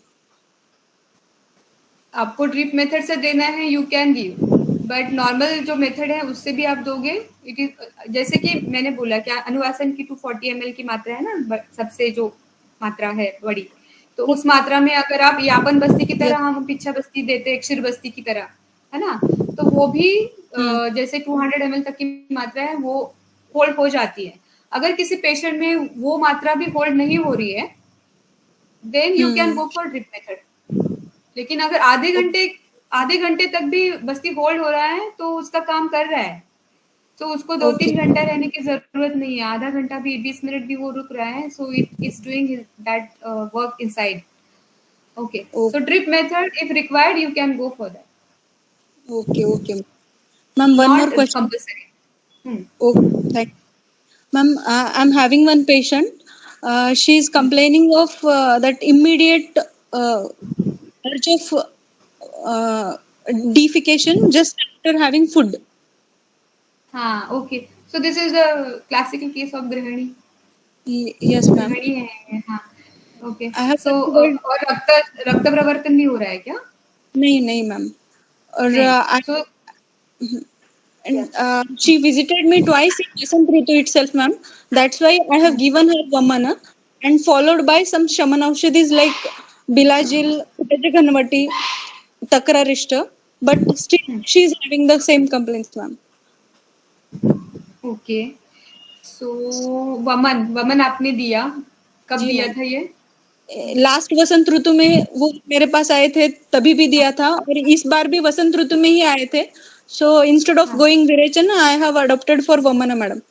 और then I have gone through some शमन औषधिस एंड बाद में वो फॉलो के लिए नहीं आए बिकॉज उनको थोड़ा आराम था. लास्ट ईयर भी उतना ही हुआ मैम.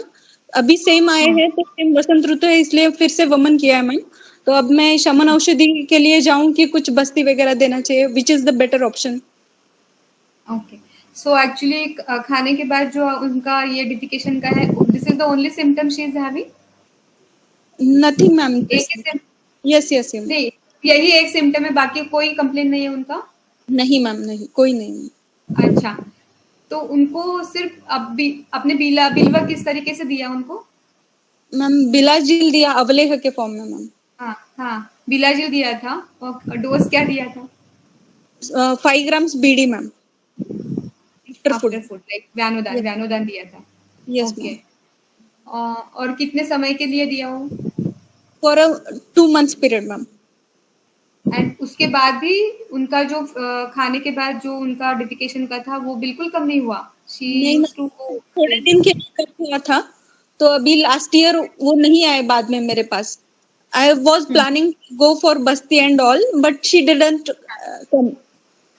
उनको आराम था इसलिए वो नहीं आए. तो अभी बाद में फिर से ये साल वसंत ऋतु सेम पीरियड में आए, तो मैंने बोला कि चलो let's go for vaman first and then we will plan for another treatment. So I gone for vaman first. अभी वो आएंगे मेरे पास, तो क्या ट्रीटमेंट प्लान करना बेटर होगा मैम इसलिए? हाँ, तो मुझे लगता है basti will be the like best option. तो बस्ती आप उनको दे सकते हैं। So you Okay. Just go for matra basti daily for her. Is there any weight loss और something? No ma'am, but she is having somewhat mental disturbance along with Correct. that. हाँ. Okay, तो उसका पहले काउंसलिंग करो। जी मैम. वेरी इंपॉर्टेंट, काउंसलिंग के sessions दे दो। Then बस्ती only मात्रा basti daily. With ma'am. ठीक है, मात्रा बस्ती विथ अनुवासन तेल। Okay ma'am. ओके. अनुवासन तेल।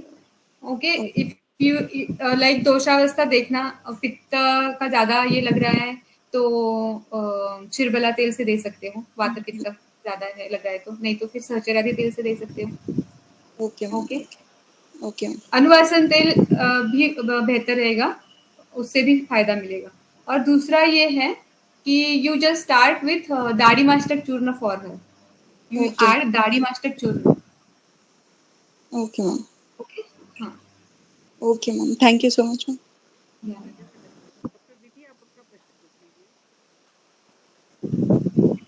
Hello, good evening ma'am. Good evening. Ma'am मैं ये पूछना चाह रही थी कि जैसे रात्रि जागरण बहुत कॉमन होता है, तो कुछ पेशेंट्स ऐसे भी होते हैं जो हेल्दी होते हैं बट एक्चुअली अंदर क्या चल रहा है ये हमें नहीं पता है. तो अगर हमें कुछ एडवाइस देना है उनको, तो क्या हम उनको ओरली कोई ड्रग्स एडवाइस कर सकते हैं जिससे कि उनको ये डिसीज कंडीशन ना बने?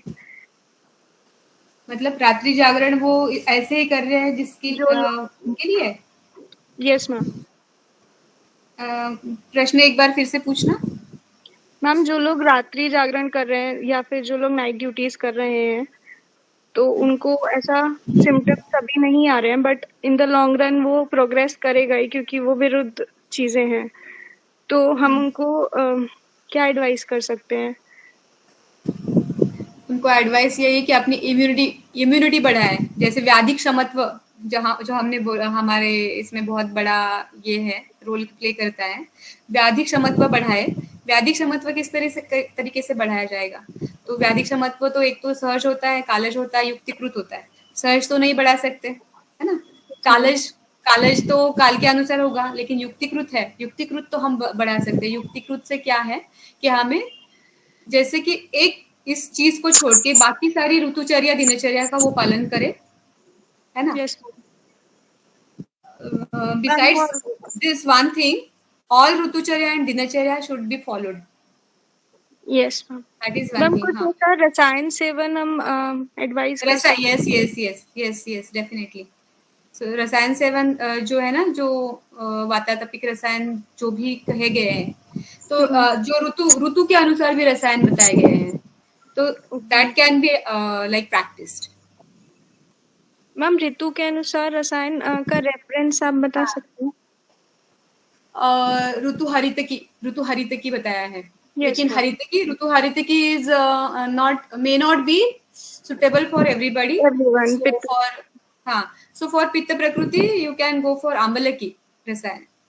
ओके मैम इसमें अकॉर्डिंग टू ऋतु हमें चेंज करना पड़ेगा. Yes, for in case of हरितकी, तो हरितकी के ऋतु हरितकी का रसायन आपको ढूंढना पड़ेगा. Yes, it is definitely there कि हरितकी को किस ऋतु में सैंडम के साथ लेना है, कब Yes, शर्करा के ma'am. साथ लेना है, Yes, ma'am. कभी उसको शुंठी के साथ लेना है, हाँ, गुड़ के साथ. ये this is there. Yes, This ma'am. can be, but not in पित्त प्रकृति. मैम आमल की रसायन is preferable in every Ritu. Yeah. Okay Yes. Thank you ma'am. धन्यवाद डॉक्टर साहब. मैं सभी पार्टिसिपेंट का धन्यवाद करती हूँ कि आपने बहुत अच्छे प्रश्न पूछकर इस सेशन को बहुत अच्छा इंफॉर्मेटिव बना दिया. और मैडम ने जो इनिशियली थ्योरी पोर्शन बहुत अच्छी तरह से किया था कवर, तो उसको भी उन सभी में आप ध्यान रखेंगे तो मुझे लगता है कि और ज़्यादा अच्छा हो जाएगा. जैसे मैडम ने काउंसलिंग के लिए विशाखा जी ने सबसे पहले कहा के ऊपर कंटिन्यूस समान सोच के ऊपर, तो उसके ऊपर भी आप ध्यान रखेंगे अग्नि का, तो ये कहीं ना कहीं बहुत ही अच्छा रहेगा. डॉक्टर जसमीत, आप फिर से कुछ प्रश्न पूछना चाहते हैं या गलती से हुआ है? मैम मैं बस ये पूछना चाहती हूँ कि मैम ने जो रोपण तेल बताया है मैम, वो कहीं पर प्रिस्क्राइब वो लिखा हुआ है या आपने अपनी प्रिपरेशन बनाई है? नहीं, रोपण तेल is available in market. In market, yes. Thank you ma'am. Ropan tail is prepared out of Ropan Dravya, and it is available in market. And you can prepare it also. Ropan Dravyam से सिद्ध सारे रोपण द्रव्य लेने की जरूरत नहीं है, जो अवेलेबल है उनसे रोपण तेल आप बना सकते हो. मेरा तो मानना यही है कि बस्ती के लिए और इसके लिए आपको बहुत ज्यादा रिसोर्सेज की जरूरत नहीं होती है. आपके घर के जो द्रव्य है, जैसे रसोन, मेरे एक फ्रेंड ने, हमने ही कुछ अलग टॉपिक लेने के लिए सोचा था पीएचडी के लिए उसके, तो रसोन क्षीरपाक पे काम किया. रसोन क्षीरपाक का बस्ती, तो बस्ती के लिए ना very few resources are required. तो बस्ती सभी को सभी काल में लेनी चाहिए. एंड दिस इज रोपण तेल भी आप बना सकते हो. जैसे कि रोपण द्रव्य एक आध नाम बताइए यार, किसी स्टूडेंट्स हो आप में से. रोपण द्रव्य जैसे एष्टी मधु है. यष्टि. हाँ, so just one yashti madhu and you are done. Yeah. Ma'am जाते आती हो गया. हाँ, जात्यादि तेल इज लाइक बहुत कंपनियां बनाती है, बहुत सारी. जात्यादि घृत या तेल, दोनों में से कुछ भी आप यूज कर सकते हो बस्ती के लिए. बहुत बहुत धन्यवाद डॉक्टर साहब. और जाति का एक एमडी करने के तुरंत बाद ही मैं जब गुरुजी मदन गोपाल जी गुरुजी के पास सीखने के लिए जाती थी, तो मेरे मुंह में बहुत छाले पड़े थे और पता नहीं कि कैसे इतने ज्यादा हो गए, समझ में नहीं आ रहा था. और गुरुजी ने कुछ पूछा और मैं जल्दी बोल नहीं पाई आंसर. तो गुरुजी ने कहा क्या हुआ? मैंने कहा गुरुजी ऐसे काफी बड़ा ऐसे छाला सा हो रहा है, ऐसे अल्सर हो गया मुंह में. ले, बताया नहीं तूने? वही गुरुजी के घर में ही जाति का वो था ऐसे पेड़, और उसमें से थोड़े से पत्ते गुरुजी ने कहा जा तोड़ के ला और शाम को गरारे कर लेना घर जाके, और एक दिन में ठीक. वाह, ग्रेट. एक ही दिन में ठीक. और विटामिन बी कॉम्प्लेक्स और पता नहीं क्या क्या खा लिया था, और परगेटिव भी ले लिया था कि चलो हो सकता है कि थोड़ा सा कॉन्स्टिपेशन रहता ही होगा, है ना. मगर उससे कोई इतना फायदा नहीं हुआ। जाति पत्र क्वाथ गार्गल, है ना, तो तुरंत ही आराम Great, आ great. गया। और फिर मैंने इसी का उपयोग योनि प्रक्षालन में कर दिया। एक बार पूरी hypertrophied oedematous cervix and lower abdomen pain and dyspareunia and, है ना, फॉर्निक स्टैंडर। तो मैंने कहा चलो भाई जाति पत्र क्वाथ से योनि प्रक्षालन, और बन गई Wow, wow. बीमारी 4-5 दिन में ठीक, है ना। Great. हाँ, क्या बात. क्योंकि नो डाउट ओरली तो हम देते ही है कुछ न कुछ शोथ शामक, ऐसे लोद्र हो गया, यष्टि मधु और आमलकी, सारा ही शोथ शामक है। तो मगर ओरली देने के बावजूद भी बहुत बार स्थानिक चिकित्सा बहुत अच्छा काम करती है। तो सही में ये बहुत अच्छा है। और डॉक्टर विशाखा जी का विश्वामित्र परिषद की ओर से मैं बहुत बहुत तहे दिल से हार्दिक धन्यवाद करती हूँ कि आप हमारे निवेदन पर यहाँ आए और आपने बहुत अच्छी प्रेजेंटेशन दी। और इस मंच का कहीं ना कहीं उद्देश्य है कि निःशुल्क रूप से, है ना, कोई भी बच्चों से कोई फीस नहीं ली जाती, और आप जैसे अच्छे अच्छे हमें स्पीकर मिल जाते हैं जो समर्पित भाव से अपना ज्ञान यहाँ यज्ञ में आहूत करते हैं। और कहीं ना कहीं आयुर्वेद चिकित्सा भारत के लोगों की पहली पसंद बने। लोगों को कुछ भी हो तो वो सबसे पहले आयुर्वेद को पूछे, क्योंकि ये Yes. बहुत अच्छी चिकित्सा पद्धति है, अनादि स्वात, है ना। तो मुझे लगता है कि भारत के लोगों की पहली पसंद तो आयुर्वेद ही होनी चाहिए, जिससे हमारी प्राचीन महर्षियों की रज तम से मुक्त होकर जो ये सारी वैज्ञानिक आविष्कार है उनको उचित मान सम्मान मिले, जो उसके हकदार है ना।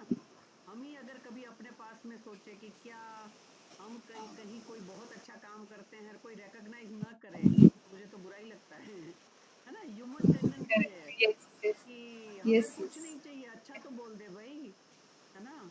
तो सही में मुझे Correct. ऐसे लगता है कि चरक सुश्रुत जी को कैसा लगता होगा कि इतनी बढ़िया साइंस लिख के मैं गया, इनके पल्ले नहीं पड़ रही है और ये फॉलो नहीं कर रहे हैं, है ना। तो मुझे लगता है कि जो हम बिहेवियर चाहते हैं ऐसा ही बिहेवियर दूसरों के साथ भी करना चाहिए।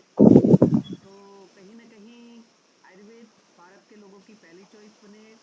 आयुर्वेद एक दिन भारत की राष्ट्रीय चिकित्सा पद्धति घोषित हो, ऐसे महान उद्देश्य के साथ हमने ये सफर शुरू किया था। और डॉक्टर विशाखा जी, आपका बहुत बहुत हार्दिक धन्यवाद कि आपने यहाँ आके इस उद्देश्य पूर्ति की लिए एक कदम हम और अपने पास चले गए। In fact, thank you so much, ma'am. Actually, it is a great honor to connect with you, ma'am. Seriously. मतलब कंसिस्टेंसी तो किस कोई आपसे सीखे मैम। मतलब 497th lecture, can you imagine? मतलब नहीं नहीं, सीरियसली एक्चुअली आपको आपने आपको नमन। सीरियसली नहीं, बहुत ही बढ़िया आपने काम कर साथ रहे हैं। निभाया। मैं वही कहती हूँ कि मैं पंचमहाभूत हूँ, आप आत्मा है, मेरे ये पार्टिसिपेंट सारे आत्मा है। ये कि आप दोनों नहीं होते तो मैं अकेली डुगडुगी काहे की बजाती, कुछ नहीं हो सकता था, है ना। और नो डाउट जब ऑफलाइन चलता था तब मेरे एक स्टूडेंट को कम से कम कई शुक्रवार को कोई नहीं आता था, तो मैं एक स्टूडेंट को रिक्वेस्ट करके ले आती थी। मैंने कहा बेटा आज कोई नहीं आया, तुम पढ़ोगे मेरे से। तो मेरे स्टूडेंट्स ने मना नहीं किया है मुझे कभी भी कि मैडम टाइम नहीं है मेरे पास, है ना। तो मुझे बड़ा अच्छा लगा था। मैं डरते डरते पूछती थी कि अगर मना कर दिया तो फिर किसी को पूछूंगी, और दूसरे ने भी मना कर दिया तो फिर तीसरे को पूछूंगी, क्या करूंगी ऐसे। तो सच में बच्चों ने कभी मना नहीं किया कि नहीं नहीं मैडम हम बिजी है। तो नहीं मैडम ये तो भाई आपका पागलपन है ना, कि भाई ऐसा करने से कोई आयुर्वेद ऊपर आएगा क्या। तो बस बच्चों ने कहा माना। इवन मैंने बच्चों को बहुत बार, हमारा जो नीचे हॉल है हेमाद्री भवन, उसकी चाबी दी कि बेटा आज मैं नहीं टाइम से पहुंच पाऊंगी, कुछ ऑफिस में काम है। तो बच्चों ने स्टार्ट करवाया, है ना, कि क्या हाँ टीचर्स आए और टीचर्स का वेलकम किया, वो बच्चों ने ही किया, दीप प्रज्वलन करवाया और बच्चों ने संभाला। और कभी भी बच्चों ने कभी मना नहीं किया कि नहीं नहीं मैडम टाइम नहीं है जैसे। और इसके लिए मैंने एक और वो रखा था मेरी परीक्षा के लिए कि मैं घर से चाबी लेके निकलती थी और जो बच्चा पहला मिला फर्स्ट उसी को चाबी देनी है घर की हॉल की। और सभी ने साथ निभाया, पहले बच्चे ने कभी मना नहीं किया। तो मुझे लगता है कि कितने अच्छे बच्चे हैं, वो मुझे जानते हैं कि ये मैडम है शुक्रवार की क्लास कराती है और कोई मैंने किसी को नहीं कहा है मगर मना नहीं करते बच्चे। तो आप सोचिए कि अगर हम एक उद्देश्य को समर्पित होके जीते हैं एज ए टीचर, तो साथ देने वाले तो विशाखा जी जैसे बहुत सारे मिल जाएंगे फिर, और बच्चे जैसे भी मिल जाएंगे। तो मैं बहुत सारे उन मेरे सभी बच्चों का जो 241 लेक्चर तक मेरा साथ निभाया है कि, और 242 में क्वारंटाइन समय में कोविड में इसको ऑनलाइन करना पड़ा, वरना मैं क्वारंटाइन थी तब किसी को बुला ही नहीं सकते थे, बड़ा विकट परिस्थिति थी। तो उस समय में फिर ये ऑनलाइन हो गया और इसलिए हमें पूरे भारत भर से बहुत अच्छे अच्छे स्पीकर्स का साथ मिल रहा है। और हम BBC लंदन की तरह कि बस शुक्रवार 6 PM हुआ तो बस होना ही होना है लेक्चर 6 PM। तो बहुत अच्छी तरीके से आप बहुत अच्छे अच्छे लोग साथ देते हैं। और मैंने ये भी देखा कि मैंने खुद MD के बाद बहुत सारे गुरुजनों के पास सीखा, मगर इस प्लेटफॉर्म पे स्पीकर समर्पित भाव से ऐसे ही दे देते हैं। जो किसी किसी गुरु के पास सीखने जाए तो ऐसा केस आएगा तभी तो गुरुजी बताएंगे। तो कभी 4 महीने भी हो जाते हैं, कभी 3 महीने भी हो जाते हैं, Correct. कभी 6 महीने भी हो जाते हैं, है ना। और यहाँ आप देखिए कि अभी डॉक्टर राजीव कुरेले आए थे, कहते बेटा जब भी औषध निर्माण करो तो मेरा नंबर ये है, फोन कर लेना। ऐसे गुरु कहाँ मिलते हैं भाई, हाँ, आयुर्वेद को इतना प्रमोट कर रहे हैं। भाई उस लेक्चर में yes. तो सिखाया ही सिखाया, कहते बेटा नंबर और पकड़, और औषध निर्माण के समय अगर पूछना हो कि हरा हो गया पीला हो गया कब तक गर्म करना है, फेनोद्गम होगा या फेन शांत होगा, कहते पूछ लेना उसी समय। जबकि डॉक्टर साहब बहुत बिजी है ना, अनेक टीवी और न्यूज़पेपर न्यूज़ में काम करने के साथ साथ इतना कर रहे हैं। तो ये तो बहुत बड़ी बात है भाई कि भाई स्पीकर यहाँ आके बच्चों की जिज्ञासा, स्कॉलर्स की जिज्ञासा, चिकित्सकों को सब बताने के बावजूद कहते हैं नहीं वो बाद में भी फ़ोन कर सकते हो और 1 महीने बाद भी और 6 महीने बाद भी। तो ये बहुत बड़ी बात है। तो मुझे तो लगता है कि एक दिन आयुर्वेद के अच्छे दिन जरूर आएंगे, क्योंकि हम सभी संकल्प करके Yes. चलते हैं। जरूर जरूर जी जी। जरूर तो मैम। जी, पुनश्च डॉक्टर साहब बहुत बहुत धन्यवाद विश्व वायरस परिषद की ओर से। और थैंक सबसे लास्ट में मैं शांति मंत्र ले रही हूँ, आप सभी उसको म्यूट रखकर दोहराएंगे। ओम सर्वे भवन्तु सुखिनः, सर्वे सन्तु निरामया, सर्वे भद्राणि पश्यन्तु, मा कश्चित् दुःखभाग् भवेत्। ओम शांति शांति शांति। नमो नमः। विश्व मंगल की कामना के साथ अपने अपने हिस्सेदारी का कर्तव्य, प्रामाणिकता आप आयुर्वेद के प्रति बजाते रहेंगे। बहुत बहुत धन्यवाद। यू। विशाखा जी धन्यवाद। धन्यवाद धन्यवाद।